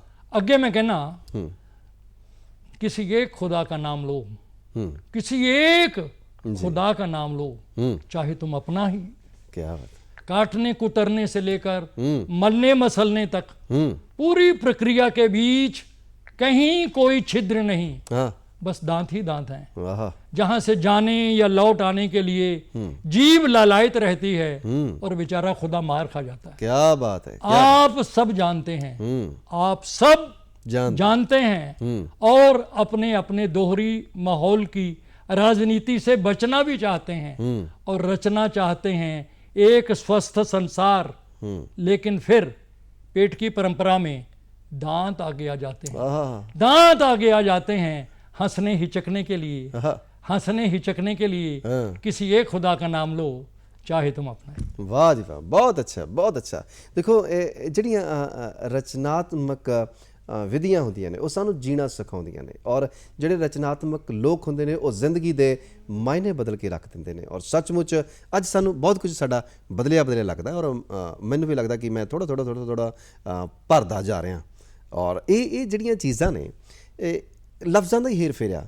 ਔਰ ਲਫ਼ਜ਼ਾਂ ਨੂੰ ਕਿਉਂਕਿ ਰੋਟੀ ਹੈ, ਉਹ ਰੋਟੀ ਆਪ ਰੱਖ ਦਈਏ ਕਿਸੇ ਲਈ, ਉਹ ਮਾਸੂਮ ਬੱਚੇ ਦੇ ਲਈ ਉਹ ਰੋਟੀ ਗੋਲਿਆ ਉਹ ਚੰਨ ਵੀ ਹੋ ਸਕਦੀ ਹੈ, ਇਹ ਰੋਟੀ ਕਿਸੇ ਲਈ ਅੰਨ ਵੀ ਹੋ ਸਕਦੀ ਹੈ। ਲਫ਼ਜ਼ਾਂ ਦਾ ਹੇਰ ਫੇਰ ਹੈ। ਲਫ਼ਜ਼ਾਂ ਦੇ ਹੇਰ ਫੇਰ ਦੇ ਵਿੱਚ ਰਚਨਾਤਮਕਤਾ ਕਿਵੇਂ ਪੈਦਾ ਕਰੀਏ। शब्द की दस्तकारी नहीं चाहिए, शब्द की दस्तकारी नहीं चाहिए। दे सको तो हमें प्राण के बोल दो। बहुत अच्छा। ਜਿਹੜੇ प्राण के बोल है ना, ਜਿਨ੍ਹਾਂ ਦੇ ਅੰਦਰੋਂ ਕੁਝ ਮਰਮ ਨਿਕਲਦਾ ਹੈ, ਵਾਹ, ਕੋਈ ਮੌਲਿਕਤਾ ਨਿਕਲਦੀ ਹੈ, ਕੋਈ ਸਿਰਜਣਾਤਮਕਤਾ ਨਿਕਲਦੀ ਹੈ, ਕੋਈ ਆਕਾਰ ਬਣਦਾ ਹੈ, ਕੋਈ ਤਾਜ ਮਹਿਲ ਸਾਹਮਣੇ ਆ ਰਿਹਾ ਹੁੰਦਾ ਹੈ। ਉਹ ਚੀਜ਼ਾਂ ਸਾਡੇ ਜਿੰਨੇ ਮਹਾਪੁਰਸ਼ ਹੋਏ, ਅਬਦੁਲ ਕਲਾਮ ਸਾਹਿਬ, ਅਟਲ ਬਿਹਾਰੀ ਵਾਜਪੇਈ ਸਾਹਿਬ, ਮੋਦੀ ਸਾਹਿਬ ਜਾਂ ਹੋਰ ਸਮੇਂ ਦੇ ਹਾਕਮ ਜਿੰਨੇ ਹੈ, ਉਹਨਾਂ ਕੋਲੋਂ ਅਸੀਂ ਆਪਣੇ ਦੇਸ਼ ਦਾ ਨਕਸ਼ਾ ਸਵਾਰਨ ਦੀ ਆਸ ਕੀਤੀ ਜੀ। ਉਹਨਾਂ ਨੇ ਕਿੰਨਾ ਖੂਬਸੂਰਤ ਸਾਡੇ ਲਈ ਬਣਾਤਾ ਜੀ। ਇੱਕ ਸਮਾਂ ਹੁੰਦਾ ਸੀ ਜਦੋਂ ਸਾਡੇ ਡਾਕਟਰ ਰਜਿੰਦਰ ਪ੍ਰਸਾਦ ਜੀ ਪਹਿਲੇ ਰਾਸ਼ਟਰਪਤੀ ਸੀ ਜੀ, ਔਰ ਮੈਂ ਬੱਚਾ ਹੁੰਦਾ ਸੀ। ਮੈਨੂੰ ਸਾਡਾ ਰਾਸ਼ਟਰਪਤੀ ਜਾਂ ਸਾਡਾ ਪ੍ਰਾਈਮ ਮਿਨਿਸਟਰ ਰਾਮਚੰਦਰ ਕ੍ਰਿਸ਼ਨ ਔਰ ਨਾਨਕ ਵਰਗਾ ਲੱਗਦਾ ਸੀ, ਬਹੁਤ ਵੱਡਾ ਗ੍ਰੇਟ। ਅੱਜ ਜਿਵੇਂ ਜਿਵੇਂ ਸਮਝ ਸੂਝ ਵਿਕਸਿਤ ਹੁੰਦੀ ਜਾਈ ਹੈ, ਸਮੇਂ ਦੇ ਨਾਲ, ਰਾਜਨੀਤੀ ਦੇ ਨਾਲ, ਮਨੁੱਖ ਦੇ ਨਾਲ, ਅਧਿਐਨ ਦੇ ਨਾਲ, ਅਧਿਆਪਨ ਦੇ ਨਾਲ ਬਹੁਤ ਕੁਝ ਹੋਰ ਸਾਡੇ ਸਾਹਮਣੇ ਆਈ ਜਾ ਰਹੀ ਹੈ। ਬਿਲਕੁਲ ਬਿਲਕੁਲ ਮੌਲਿਕਤਾ ਜਿੱਥੇ ਹੈ ਸਾਡੀ, ਜੀ ਚਾਹੇ ਉਹ ਕਿਸੇ ਕੋਲ ਵੀ ਹੋਏ, ਸਰਵਪੱਲੀ ਰਾਧਾ ਕ੍ਰਿਸ਼ਨਨ ਜੀ ਆਦਰਸ਼ ਅਧਿਆਪਕ ਹੋਏ, ਬਿਲਕੁਲ ਉਹਨਾਂ ਨੇ ਕਿੰਨੇ ਮਾਨਮੂਲਿਕ ਕੀਮਤਾਂ ਕਦਰਾਂ ਦਿੱਤੀਆਂ। ਜ਼ਾਕਿਰ ਹੁਸੈਨ ਸਾਹਿਬ, ਉਹਨਾਂ ਨੇ ਵੀ ਬਹੁਤ ਕੁਝ ਸਾਨੂੰ ਸਿਖਾਇਆ। ਜੀ। ਤੋ ਸਮੇਂ ਦੇ ਨਾਲ ਨਾਲ ਚਾਹੇ ਬੱਚਾ ਹੈ, ਚਾਹੇ ਨੌਜਵਾਨ ਹੈ, ਚਾਹੇ ਮੁਟਿਆਰ ਹੈ, ਉਹਨਾਂ ਨੂੰ ਜੇ ਤਾਂ ਚੇਟਕ ਹੈ ਅਸੀਂ ਕੁਝ ਬਣਨਾ ਹੈ, ਅਸੀਂ ਕੁਝ ਸਮਝਣਾ ਹੈ, ਜੀ। ਅਸੀਂ ਕੁਝ ਅੱਗੇ ਤੁਰਨਾ ਹੈ, ਫਿਰ ਤਾਂ ਦੀਪ ਸੇ ਦੀਪ ਜਲੇ, ਆਹ ਦੀਵੇ ਨਾਲ ਦੀਵਾ ਜਗੇਗਾ ਜਗੇਗਾ। ਤੇ ਦੀਪਾਵਲੀ ਹੋ ਜਾਏਗੀ, ਸਾਰੇ ਪਾਸੇ ਰੋਸ਼ਨੀ ਰੋਸ਼ਨੀ। ਵਾਹ। ਨਹੀਂ ਅੰਦਰ ਸਾਡੇ ਹਨੇਰਾ ਰਹੇਗਾ, ਔਰ ਹਨੇਰਾ ਢੋ ਹੀ ਜਾ ਰਹੇ ਹੈ। ਬਿਲਕੁਲ ਜੀ, ਔਰ ਇਹ ਹਨੇਰੇ ਦਾ ਕੋਈ ਅੰਤ ਨਹੀਂ।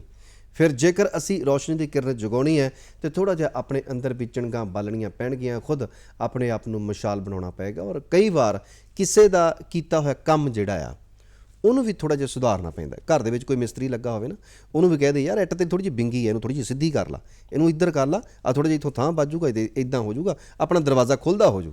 ਸੰਪਾਦਨ ਇਹ ਵੀ ਇਸ ਤਰ੍ਹਾਂ ਦਾ ਕੰਮ ਹੈ, ਇਹਨੂੰ ਕੀ ਕਹੋਗੇ? ਐਡੀਟਿੰਗ ਇੱਕ ਕਲਾ ਹੈ, ਇੱਕ ਆਰਟ ਹੈ। ਸੰਪਾਦਨ ਦੇ ਵਿੱਚ ਦੋ ਤਿੰਨ ਚੀਜ਼ਾਂ ਆ ਜਾਂਦੀਆਂ। ਇੱਕ ਹੈ ਕੰਪਾਈਲੇਸ਼ਨ, ਸੰਕਲਨ, ਲੋਕਾਂ ਦੀਆਂ ਚੀਜ਼ਾਂ ਆਈਆਂ, ਅਖਬਾਰ ਦਾ ਸੰਪਾਦਨ, ਰਸਾਲੇ ਦਾ ਸੰਪਾਦਨ, ਕਿਤਾਬ ਦਾ ਸੰਪਾਦਨ, ਕਿਸੇ ਸਾਹਿਤਕ ਪ੍ਰੋਗਰਾਮ ਦਾ ਸੰਪਾਦਨ, ਕਿਸੇ ਸੱਭਿਆਚਾਰਕ ਪ੍ਰੋਗਰਾਮ ਦਾ ਸੰਪਾਦਨ, ਜੀ ਕਿਤੇ ਆਪਣੀ ਤਰ੍ਹਾਂ ਦੀ ਪ੍ਰੋਡਕਸ਼ਨ। ਇਹ ਸਾਰਾ ਸੰਪਾਦਨ ਦੇ ਅਲੱਗ-ਅਲੱਗ ਮੰਚ ਹੈ, ਮਿਆਰ ਹੈ। ਲੇਕਿਨ ਜਿੰਨਾ ਜ਼ਿਆਦਾ ਤੁਹਾਡਾ ਅਧਿਐਨ ਹੋਏਗਾ, ਜਿੰਨੀ ਜ਼ਿਆਦਾ ਚੰਗੀ ਤੁਹਾਡੀ ਪੜ੍ਹਾਈ ਹੋਏਗੀ, ਪੜ੍ਹਾਈ MA MPhil PhD ਵਾਲੀ ਨਹੀਂ ਜੀ। ਸਾਡੇ ਘਰ ਰੋਜ਼ ਅਖਬਾਰ ਆਉਂਦਾ ਹੈ, ਅਖਬਾਰ ਦੇਖ ਕੇ ਮੈਂ ਰੱਖ ਦਿੰਨਾ, ਕੋਈ ਹੋਰ ਆਂਢੀ ਗੁਆਂਢੀ ਮੰਗਣ ਆਨਾ, ਮੈਂ ਚੁੱਕਦਾ ਕਹਿੰਦਾ ਲੈ ਮੈਂ ਤਾਂ ਪੜ੍ਹ ਲਿਆ, ਲੈ ਜਾ। ਮੈਂ ਉਹ ਪੜ੍ਹਿਆ ਨਹੀਂ ਅਖਬਾਰ, ਉਹ ਪੜ੍ਹਾਈ ਨਹੀਂ ਹੈ ਜੋ ਮੈਂ ਅਖਬਾਰ ਬਾਰੇ ਸੋਚ ਰਿਹਾ। ਪੜ੍ਹਾਈ ਉਹ ਹੈ ਜਿਹਨੇ ਸਾਡੇ ਅੰਦਰ ਚੇਟਕ ਲਾਈ ਹੈ, ਚੇਤਨਾ ਦਿੱਤੀ ਹੈ। ਤਾਂ ਜੇ ਸੰਪਾਦਕ ਕੋਲੇ ਉਸ ਤਰ੍ਹਾਂ ਦਾ ਅਨੁਭਵ ਹੈ, ਉਸ ਤਰ੍ਹਾਂ ਦਾ ਗਿਆਨ ਹੈ, ਉਸ ਤਰ੍ਹਾਂ ਦਾ ਇੱਕ ਵਿਜ਼ਨ ਹੈ, ਤਾਂ ਉਹ ਬਿਹਤਰ ਸੰਪਾਦਕ ਹੋ ਸਕਦਾ ਹੈ। ਜੀ। ਚਾਹੇ ਡੇਲੀ ਨਿਊਜ਼ਪੇਪਰ ਹੋਵੇ, ਸਪਤਾਹਿਕ ਅਖਬਾਰ ਹੋਵੇ, ਮੰਥਲੀ। ਮੈਂ ਜਾਗਰਤੀ ਹਿੰਦੀ ਮਾਸਿਕ ਦਾ ਐਡੀਟਰ ਰਿਹਾ 1975-76 ਚ, ਜਦੋਂ ਗਿਆਨੀ ਜ਼ੈਲ ਸਿੰਘ ਨਾਲ PRO ਦੇ ਤੌਰ ਤੇ ਕੰਮ ਕਰਦਾ ਸਾਂ। ਜੀ। ਉਹਨਾਂ ਦਿਨਾਂ 'ਚ ਹੀ ਮੈਨੂੰ ਐਡੀਸ਼ਨਲ ਕੰਮ ਦਿੱਤਾ ਸੀ ਜਾਗਰਤੀ ਹਿੰਦੀ ਮਾਸਿਕ ਦੀ ਐਡੀਟਿੰਗ ਦਾ। ਮੈਂ ਨਵੇਂ ਤੋਂ ਨਵੇਂ ਲੇਖਕਾਂ ਕੋਲੋਂ ਰਚਨਾਵਾਂ ਮੰਗੀਆਂ। ਅੱਜ ਸੰਪਾਦਕ ਰਚਨਾ ਮੰਗਦਾ ਨਹੀਂ, ਉਹਦੇ ਡਸਟਬਿਨ 'ਚ ਜੋ ਸਿੱਟ ਦਿੱਤਾ ਜਾਂਦਾ ਹੈ ਉਹਦੇ ਵਿੱਚੋਂ ਚੁਣ ਕੇ ਉਹ ਦੇਈ ਜਾਂਦਾ, ਪਰੋਸੀ ਜਾਂਦਾ। ਜੇ ਮੈਨੂੰ ਪਤਾ ਹੈ ਕਿ ਜੋਗੀ ਜੀ ਕੀ ਦੇ ਸਕਦੇ ਹੈ, ਉਹ ਇਹ ਕੀ ਦੇ ਸਕਦੇ ਹੈ, ਉਹ ਕੀ ਦੇ ਸਕਦੇ ਹੈ, ਤਾਂ ਮੈਂ ਉਹਨਾਂ ਤੋਂ ਲਿਖਵਾਵਾਂਗਾ ਰਿਕੁਐਸਟ ਕਰਕੇ। ਔਰ ਲਿਖਵਾਣਾ ਆਪਣੇ ਆਪ ਨੂੰ ਉੱਚਾ ਕਰਨਾ, ਆਪਣੇ ਮੈਗਜ਼ੀਨ ਨੂੰ ਉੱਚਾ ਕਰਨਾ ਹੈ। ਲੇਕਿਨ ਸਾਡੇ ਕੁਰਸੀਆਂ, ਰੁਤਬੇ, ਸਕੇਲ ਜਦੋਂ ਇੰਨੇ ਉੱਚੇ ਹੋ ਜਾਂਦੇ ਹੈ, ਫਿਰ ਬੰਦਾ ਕਹਿੰਦਾ ਵੀ ਮੈਂ ਲੈਣਾ ਕੀ ਇਹਨਾਂ ਤੋਂ, ਮੈਂ ਆਪ ਹੀ ਬਹੁਤ ਕੁਝ ਹਾਂ। ਜੇਕਰ ਗੱਲ ਕਰੀਏ, ਬਹੁਤ ਸਾਰੀਆਂ ਚੀਜ਼ਾਂ ਐਸੀਆਂ ਹੁੰਦੀਆਂ।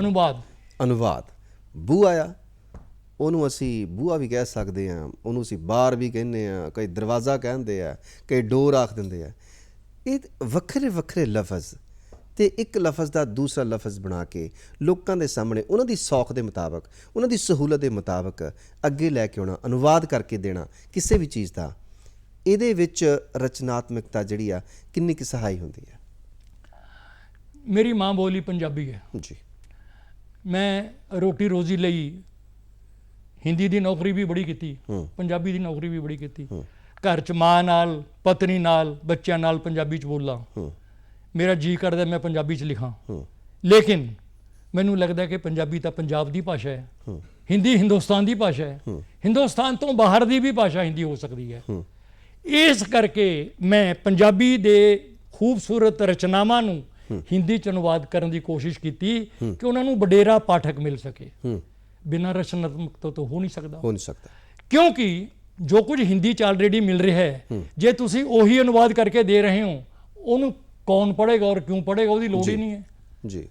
ਤੁਸੀਂ 300 ਕਹਾਣੀਆਂ ਪੜ੍ਹੋਗੇ ਤਾਂ ਤੁਹਾਡੇ ਹੱਥ ਮੁਸ਼ਕਲ ਨਾਲ 3 ਕਹਾਣੀਆਂ ਆਣਗੀਆਂ ਜਿਹਨੂੰ ਤੁਸੀਂ ਇਸ ਕਾਬਲ ਸਮਝੋਗੇ ਕਿ ਇਹਨੂੰ ਮੈਂ ਹਿੰਦੀ 'ਚ ਦੇਵਾਂ, ਕਿਉਂਕਿ ਪੰਜਾਬੀ 'ਚੋਂ ਉੜੀਆ 'ਚ, ਮਲਿਆਲਮ 'ਚ, ਮਰਾਠੀ 'ਚ ਅਨੁਵਾਦ ਨਹੀਂ ਹੋ ਸਕਦਾ ਸਿੱਧਾ, ਜਦ ਤੱਕ ਕੋਈ ਡਾਇਰੈਕਟ ਟਰਾਂਸਲੇਟਰ ਨਾ ਹੋਵੇ। ਜੇ ਅੰਗਰੇਜ਼ੀ ਜਾਂ ਹਿੰਦੀ 'ਚ ਅਨੁਵਾਦ ਹੋ ਕੇ ਪੰਜਾਬੀ ਦੀ ਕਹਾਣੀ ਆ ਜਾਂਦੀ ਹੈ ਤਾਂ ਉਹ ਜਾਊਗੀ ਕਸ਼ਮੀਰੀ 'ਚ ਵੀ ਜਾਊਗੀ, ਬੰਗਾਲੀ 'ਚ ਵੀ ਜਾਊ, ਗੁਜਰਾਤੀ 'ਚ ਵੀ ਜਾਊ, ਉੜੀਆ 'ਚ ਵੀ ਜਾਊ। ਰਚਨਾਤਮਕਤਾ ਤੋਂ ਬਿਨਾ, ਕ੍ਰੀਏਟੀਵਿਟੀ ਤੋਂ ਬਿਨਾ, ਇੱਕ ਹੁੰਦਾ ਭਾਸ਼ਾ ਦਾ ਮੁਹਾਵਰਾ, ਇੱਕ ਹੁੰਦਾ ਰਚਨਾ ਦਾ ਮੁਹਾਵਰਾ। ਰਚਨਾ ਦਾ ਮੁਹਾਵਰਾ ਅਲੱਗ ਹੁੰਦਾ ਹੈ। ਜੀ ਜਦੋਂ ਮੈਂ ਅਨੁਵਾਦ ਕੀਤੀ ਹੋਈ ਰਚਨਾ ਨੂੰ ਪੜ੍ਹਦਾ ਤਾਂ ਉਹ ਮੈਨੂੰ ਅਨੁਵਾਦ ਨਾ ਲੱਗੇ, ਇਹ ਲੱਗੇ ਵੀ ਮੌਲਿਕ ਇਹ ਪੰਜਾਬੀ ਵਿੱਚ ਹੀ ਲਿਖੀ ਗਈ ਹੈ, ਮੌਲਿਕ ਹਿੰਦੀ ਵਿੱਚ ਹੀ ਲਿਖੀ ਗਈ ਹੈ, ਜੀ। ਉਹ ਤਾਂ ਸਫਲ ਅਨੁਵਾਦ ਹੈ। ਬਿਲਕੁਲ ਜੀ। ਔਰ ਇਹ ਬਹੁਤ ਹੀ ਇੱਕ ਚੰਗੀ ਗੱਲ ਹੈ, ਸੋਹਣੀ ਗੱਲ ਹੈ ਕਿ ਜਦੋਂ ਕੋਈ ਵੀ ਅਨੁਵਾਦ ਹੋ ਕੇ ਚੀਜ਼ ਤੁਹਾਡੇ ਕੋਲ ਪਹੁੰਚੇ ਤਾਂ ਤੁਸੀਂ ਜਿਸ ਵੀ ਭਾਸ਼ਾ ਦੇ ਵਿੱਚ ਮੁਹਾਰਤ ਰੱਖਦੇ ਹੋ, ਜਿਹੜੀ ਵੀ ਤੁਹਾਡੀ ਮਾਂ ਬੋਲੀ ਆ, ਉਹ ਇਸ ਤਰ੍ਹਾਂ ਹੀ ਲੱਗਣੀ ਚਾਹੀਦੀ ਹੈ ਕਿ ਸੱਚਮੁੱਚ ਇਹ ਉਸੇ ਹੀ ਭਾਸ਼ਾ ਦੇ ਵਿੱਚ ਛਪੀ ਹੋਈ ਹੈ ਔਰ ਮੂਲ ਉਸੇ ਹੀ ਭਾਸ਼ਾ ਦਾ ਉਹ ਬਿਆਨ ਕਰ ਰਹੀ ਹੈ। ਔਰ ਜੇਕਰ ਅਸੀਂ ਹੁਣ ਗੱਲ ਕਰੀਏ, ਬਹੁਤ ਸਾਰੀਆਂ ਚੀਜ਼ਾਂ ਨੇ, ਜਿਵੇਂ ਸਾਡਾ ਸਮਾਜ ਆ, ਇਸ ਸਮਾਜ ਦੇ ਵਿੱਚ ਹੀ ਸਾਡੇ ਲੇਖਕ ਪੈਦਾ ਹੋਣੇ ਨੇ, ਸਾਹਿਤਕਾਰ ਪੈਦਾ ਹੋਣੇ ਨੇ, ਆਲੋਚਕ ਪੈਦਾ ਹੋਣੇ ਨੇ, ਅਨੁਵਾਦਕ ਹੋਣੇ ਨੇ, ਸੰਪਾਦਕ ਹੋਣੇ ਨੇ। ਜਿਹੜੀਆਂ ਸਾਡੀਆਂ ਕਦਰਾਂ ਕੀਮਤਾਂ, ਤੁਸੀਂ ਕਦਰਾਂ ਕੀਮਤਾਂ ਦੀ ਵੀ ਗੱਲ ਕੀਤੀ ਸੀ, ਜਿਹੜੀਆਂ ਕਦਰਾਂ ਕੀਮਤਾਂ ਅਜੋਕੇ ਸਮੇਂ ਦੇ ਵਿੱਚ, ਜੋ ਪੁਰਾਤਨ ਸਮੇਂ ਦੇ ਵਿੱਚ ਹੁੰਦੀਆਂ ਸੀਗੀਆਂ, ਉਹਨਾਂ ਦੇ ਮੁਕਾਬਲਤਨ ਜੇ ਅੱਜ ਦੇਖੀਏ ਤਾਂ ਕਾਫੀ ਬੌਣੀਆਂ ਲੱਗਦੀਆਂ ਨੇ। ਜੀ ਜੀ ਜੀ। ਤੇ ਇਹ ਜਿਹੜੀਆਂ ਕਦਰਾਂ ਕੀਮਤਾਂ ਹੈ ਕਿ ਉੱਚੇ ਸੁੱਚੇ ਰਚਨਾਤਮਕ ਸੋਚ ਵਾਲੇ ਉਹ ਸਾਹਿਤਕਾਰ, ਉੱਘੇ ਸਾਹਿਤਕਾਰ ਪੈਦਾ ਕਰ ਸਕਦੀਆਂ। ਇੱਕ ਸੱਭਿਅਤਾ ਹੈ, ਇੱਕ ਸੰਸਕ੍ਰਿਤੀ ਹੈ। ਸੰਸਕਾਰਸ਼ੀਲ ਹੋਣਾ ਅਲੱਗ ਗੱਲ ਹੈ, ਜੀ ਸੱਭਿਅ ਕਹਿਲਾਣਾ ਅਲੱਗ ਗੱਲ ਹੈ। ਜੀ ਜੇ ਸਾਡੇ ਸਾਹਮਣੇ ਮਨੁੱਖ ਹੈ, ਮਨੁੱਖ ਇੱਕ ਇਕਾਈ ਹੈ, ਮਨੁੱਖ ਦਾ ਆਪਣਾ ਇੱਕ ਪਰਿਵਾਰ ਹੈ, ਜੀ ਉਹ ਫੈਮਿਲੀ ਹੈ। ਪਰਿਵਾਰ ਦੇ ਨਾਲ ਇੱਕ ਮਹੱਲਾ ਹੈ, ਮਹੱਲੇ ਦੇ ਨਾਲ ਇੱਕ ਟਾਊਨ ਹੈ, ਟਾਊਨ ਦੇ ਨਾਲ ਇੱਕ ਡਿਸਟ੍ਰਿਕਟ ਹੈਡਕੁਆਟਰ ਹੈ, ਉਹਦੇ ਨਾਲ ਇੱਕ ਸੁਸਾਇਟੀ ਹੈ ਬਹੁਤ ਵੱਡੀ। ਸੁਸਾਇਟੀ ਦੇ ਵਿੱਚ ਸੁਸਾਇਟੀਆਂ ਹੈ, ਸਰਾਇਕੀ ਸੁਸਾਇਟੀ, ਹਿੰਦੂ ਸੁਸਾਇਟੀ, ਮੁਸਲਮਾਨ ਸੁਸਾਇਟੀ, ਜੀ ਔਰ ਫਿਰ ਅਲੱਗ-ਅਲੱਗ ਸੂਬਿਆਂ ਦੀਆਂ ਬੰਗਾਲੀ ਸੁਸਾਇਟੀ, ਗੁਜਰਾਤੀ ਸੁਸਾਇਟੀ। ਇਸ ਤਰ੍ਹਾਂ ਦੇ ਨਾਲ ਜਿਹੜੀਆਂ ਵੈਲਿਊਜ਼ ਦੀ ਗੱਲ ਹੈ ਸਾਡੀ, ਇਹ ਸਾਡੇ ਡੇ ਬਾਈ ਡੇ ਸੰਸਕਾਰਾਂ ਤੇ ਡਿਪੈਂਡ ਕਰਦਾ ਹੈ। ਜੀ ਜਦੋਂ ਸਾਡੇ ਬੱਚੇ ਬਾਹਰ ਵਿਦੇਸ਼ਾਂ 'ਚ ਜਾਂਦੇ ਹੈ ਔਰ ਗਏ, ਉਹਨਾਂ ਦੇ ਵੈਲਿਊਜ਼ ਇਸ ਲਈ ਹੋਰ ਹੋ ਜਾਂਦੀਆਂ, ਉਹ ਅੰਗਰੇਜ਼ੀ ਦਾਂ ਕਹਿਲਾਨੇ ਆ, ਮਾਂ ਬੋਲੀ ਨੂੰ ਭੁੱਲ ਜਾਂਦੇ ਆ, ਪੈਰੀ ਹੱਥ ਲਾਣਾ ਛੱਡ ਜਾਂਦੇ ਆ, ਜੀ ਰਾਮ ਰਾਮ ਕਰਨਾ, ਸਤਿ ਸ੍ਰੀ ਅਕਾਲ ਕਰਨਾ, ਬੋਲਣਾ good bye, hello, hi, this is all copy, ਨਕਲ। ਲੇਕਿਨ ਸਾਰੇ ਨਹੀਂ ਇਸ ਤਰ੍ਹਾਂ ਕਰਦੇ। ਜੀ ਜਿਨ੍ਹਾਂ ਦੇ ਮਾਂ-ਬਾਪ ਸਿਆਣੇ ਹੈ, ਜਿਹੜੇ ਹੋਣਹਾਰ ਬੱਚੇ ਹੈ, ਉਹ ਆਪਣੀ ਸੱਭਿਅਤਾ ਨੂੰ ਨਾਲ ਲੈ ਕੇ ਚੱਲਦੇ ਹੈ, ਆਪਣੀ ਸੰਸਕ੍ਰਿਤੀ ਨੂੰ, ਆਪਣੇ ਸੰਸਕਾਰਾਂ ਨੂੰ ਨਾਲ ਲੈ ਕੇ ਚੱਲਦੇ ਹੈ। ਮੇਰੇ ਬੱਚੇ ਸਿਡਨੀ 'ਚ ਹੈ, ਪੋਤਾ ਮੇਰਾ ਵਕੀਲ ਹੈ, ਬੇਟਾ ਮੇਰਾ ਉੱਥੇ ਕੰਮ ਕਰਦਾ ਹੈ, ਨੂੰਹ ਮੇਰੀ ਨੌਕਰੀ ਕਰਦੀ ਹੈ। ਮੈਂ ਪੰਜਾਬੀ 'ਚ ਗੱਲ ਕਰਦਾ ਉਹਨਾਂ ਨਾਲ। ਜਿੰਨੀ ਕੁ ਮੈਂ ਅੰਗਰੇਜ਼ੀ ਪੜ੍ਹੀ ਹੈ ਉਨੀ ਕੁ ਉਹਨਾਂ ਨਹੀਂ ਪੜ੍ਹੀ ਹੋਣੀ ਹੈ, ਉੱਥੇ ਜਾ ਕੇ ਥੋੜ੍ਹੀ ਜਿਹੀ ਹੋਰ ਪੜ੍ਹ ਗਏ ਹੋਣਗੇ। ਲੇਕਿਨ ਹੁਣ ਜੇ ਮੈਂ ਅੰਗਰੇਜ਼ੀ 'ਚ ਹੀ ਉਹਨਾਂ ਨਾਲ ਗੱਲ ਕਰੀ ਜਾਵਾਂ ਤਾਂ ਮੈਂ ਆਪਣੇ ਆਪ ਨੂੰ ਛੋਟਾ ਮਹਿਸੂਸ ਕਰਾਂਗਾ, ਕੋਈ ਫਖਰ ਦੀ ਗੱਲ ਨਹੀਂ। ਮੈਂ ਕਈ ਵਾਰੀ ਜਾ ਵੀ ਆਇਆ, ਸਿਡਨੀ ਆਸਟ੍ਰੇਲੀਆ ਗਿਆ, ਕਈ ਵਾਰੀ ਮੈਲਬੌਰਨ ਗਿਆ। ਉੱਥੇ ਜਾ ਕੇ ਵੀ ਸਾਨੂੰ ਇਹ ਲੱਗਦਾ ਹੈ ਕਿ ਸਾਡੀ ਹਿੰਦੁਸਤਾਨੀਅਤ, ਭਾਰਤੀयता ਇੰਨੀ ਵਿਸ਼ਾਲ ਹੈ। ਜੀ ਮਾਨਵ ਜੀ, ਕਿਉਂਕਿ ਇਹ ਜਿਹੜੀਆਂ ਤੁਸੀਂ ਗੱਲਾਂ ਕਰ ਰਹੇ ਹੋ, ਇਹ ਸੱਚਮੁੱਚ ਸਾਡੇ ਨਾਲ ਅੱਜ ਵਾਪਰ ਰਿਹਾ। ਤੇ ਜਾਂਦੇ ਜਾਂਦੇ ਸੰਖੇਪ ਲਫ਼ਜ਼ਾਂ ਦੇ ਵਿੱਚ ਕੀ ਕਹਿਣਾ ਚਾਹੋਗੇ ਇਹਨਾਂ ਕਦਰਾਂ ਕੀਮਤਾਂ ਦੇ ਲਈ, ਰਚਨਾਤਮਕ ਰੁਚੀਆਂ ਦੇ ਲਈ, ਸੋਚ ਦੇ ਲਈ? ਕੋਈ ਸੁਨੇਹਾ ਸਾਡੇ ਇਸ ਗੱਲਾਂ ਤੇ ਗੀਤ ਪ੍ਰੋਗਰਾਮ ਦੇ ਰਾਹੀਂ ਸਾਡੇ ਦਰਸ਼ਕਾਂ ਦੇ ਲਈ? ਦੇਖੋ, ਮੇਰੇ ਸੁਨੇਹੇ ਦੇਣ ਨਾਲ ਕਿਸੇ ਨੂੰ ਕੁਝ ਸਮਝ ਨਹੀਂ ਆ ਸਕਦੀ, ਕਿਸੇ ਦੇ ਸੁਨੇਹੇ ਦੇਣ ਨਾਲ ਵੀ ਨਹੀਂ ਆ ਸਕਦੀ। ਸਾਡੇ ਮਹਾਪੁਰਸ਼ ਸਾਰੀ ਉਮਰ ਸੁਨੇਹਾ ਦਿੰਦੇ ਰਹੇ, ਲੇਕਿਨ ਅਪਣਾਉਣ ਵਾਲੇ ਬੰਦੇ ਆਪਣੇ ਆਪ ਕੁਝ ਨਾ ਕੁਝ ਅਪਣਾ ਵੀ ਲੈਂਦੇ ਆ, ਧਾਰਨ ਕਰ ਲੈਂਦੇ ਆ, ਗੱਠ ਮਾਰ ਲੈਂਦੇ ਆ, ਔਰ ਕਰਕੇ ਵੀ ਦਿਖਾਉਂਦੇ ਆ। ਜਿਹਨੂੰ ਪਤਾ ਹੈ ਕਿ ਮੈਂ ਸਾਫ ਸੁਥਰਾ ਰਹਿਣਾ ਹੈ, ਉਹਨੇ ਤਾਂ ਸਾਫ ਸੁਥਰਾ ਹੀ ਰਹਿਣਾ ਹੈ। ਜਿਹਨੇ ਮਲੇਛ ਬਿਰਤੀ ਦੇ ਨਾਲ ਗੰਦੇ ਰਹਿਣਾ ਹੈ, ਉਹਨੇ ਗੰਦੇ ਹੀ ਰਹਿਣਾ ਹੈ। ਦੋਸਤੋ, ਨੌਜਵਾਨ ਪੀੜ੍ਹੀ ਦੇ ਮਿੱਤਰੋ, ਮੁਟਿਆਰੋ, ਜੇ ਅਸੀਂ ਆਪਣੇ ਆਪ ਨੂੰ ਅਧਿਐਨ ਵੱਲ ਲਗਾਈਏ, ਪੜ੍ਹਾਈ ਵੱਲ ਲਗਾਈਏ, ਅਪਣਾਉਣ ਦੀ ਕੋਸ਼ਿਸ਼ ਕਰੀਏ, ਔਰ ਆਪਣੇ ਤੋਂ ਵੱਡੇ ਲੋਕਾਂ ਦਾ ਮਜ਼ਾਕ ਉਡਾਉਣ ਦੀ ਥਾਂ, ਉਹਨਾਂ ਨੂੰ ਛੋਟਾ ਦਿਖਾਉਣ ਦੀ ਥਾਂ, ਉਹਨਾਂ ਦੀ ਹੱਤਕ ਕਰਨ ਦੀ ਥਾਂ, ਉਹਨਾਂ ਦੇ ਲਈ ਬਾਅਦਬ ਹੋ ਕੇ ਕੁਝ ਸਿੱਖਣ ਦੀ ਗੱਲ ਕਰੀਏ ਤਾਂ ਸਾਡਾ ਸਮਾਜ ਸੁਥਰਾ ਹੋ ਸਕਦਾ ਹੈ, ਸੋਹਣਾ ਹੋ ਸਕਦਾ ਹੈ, ਪਿਆਰ ਕਰਨ ਯੋਗ ਹੋ ਸਕਦਾ ਹੈ। नफरतों का सफर एक कदम दो कदम, हम भी थक जाएंगे, तुम भी थक जाओगे। वाह, बहुत अच्छा। ਸੱਚੀ ਮੁੱਚੀ। ਔਰ ਇਹ ਗੱਲ ਜਿਹੜੀ ਹੈ ਇਸ ਪ੍ਰੋਗਰਾਮ ਦਾ ਸਿਖਰ ਹੈ ਕਿ ਨਫ਼ਰਤਾਂ ਦਾ ਕਦਮ ਜਿਹੜਾ ਇਹ ਥੋੜੀ ਦੇਰ ਲਈ ਚੱਲਦਾ ਹੁੰਦਾ, ਤੁਸੀਂ ਵੀ ਖਤਮ ਹੋ ਸਕਦੇ ਹੋ, ਅਸੀਂ ਵੀ ਖਤਮ ਹੋ ਸਕਦੇ ਹਾਂ। ਸੋ ਪਿਆਰ, ਮੁਹੱਬਤ, ਸਤਿਕਾਰ, ਮਾਣ ਸਨਮਾਨ ਜਿੰਨਾ ਇੱਕ ਦੂਸਰੇ ਨੂੰ ਦੇਵਾਂਗੇ ਚੰਗੇ ਰਵਾਂਗੇ। ਅੱਜ ਤੁਸੀਂ ਬੇਸ਼ਕੀਮਤੀ ਗੱਲਾਂ ਦੇ ਨਾਲ ਸਾਡੇ ਪ੍ਰੋਗਰਾਮ ਗੱਲਾਂ ਤੇ ਗੀਤ ਵਿੱਚ ਆਏ, ਤੁਹਾਡਾ ਬਹੁਤ ਬਹੁਤ ਧੰਨਵਾਦ ਜੀ, ਸ਼ੁਕਰੀਆ। ਥੈਂਕ ਯੂ ਜੋਗੀ ਜੀ, ਦੂਰਦਰਸ਼ਨ ਥੈਂਕ ਯੂ। ਰੱਬਾ ਇੱਕ ਵਾਰੀ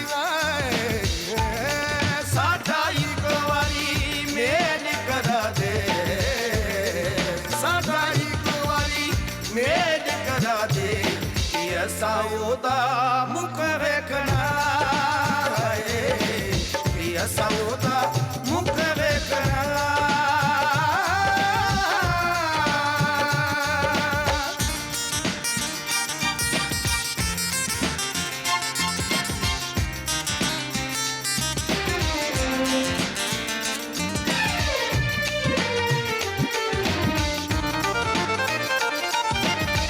ਸੱਜਣਾ ਬਾਜੋਂ ਸੁਣੇ ਵੇੜੇ, ਸੱਜਣਾ ਬਾਜੋਂ ਸੁਣੇ ਵੇੜੇ, ਦੂਰ ਸੱਜਣ ਤੇ ਯਾਦਾਂ ਨੇੜੇ, ਦੂਰ ਸੱਜਣ ਤੇ ਯਾਦਾਂ ਨੇੜੇ। ਉਹਨੇ ਲੰਘਣਾ ਹੈ, ਉਹਨੇ ਲੰਘਣਾ ਤੇ ਤੱਕਣਾ ਚਫੇਰੇ, ਉਹਨੇ ਲੰਘਣਾ ਤੇ ਤੱਕਣਾ ਚਫੇਰੇ, ਕਿ ਅਸਾਂ ਲੁਕ ਲੁਕ ਵੇਖਣਾ ਹੈ, ਕਿ ਅਸਾਂ ਉਹਦਾ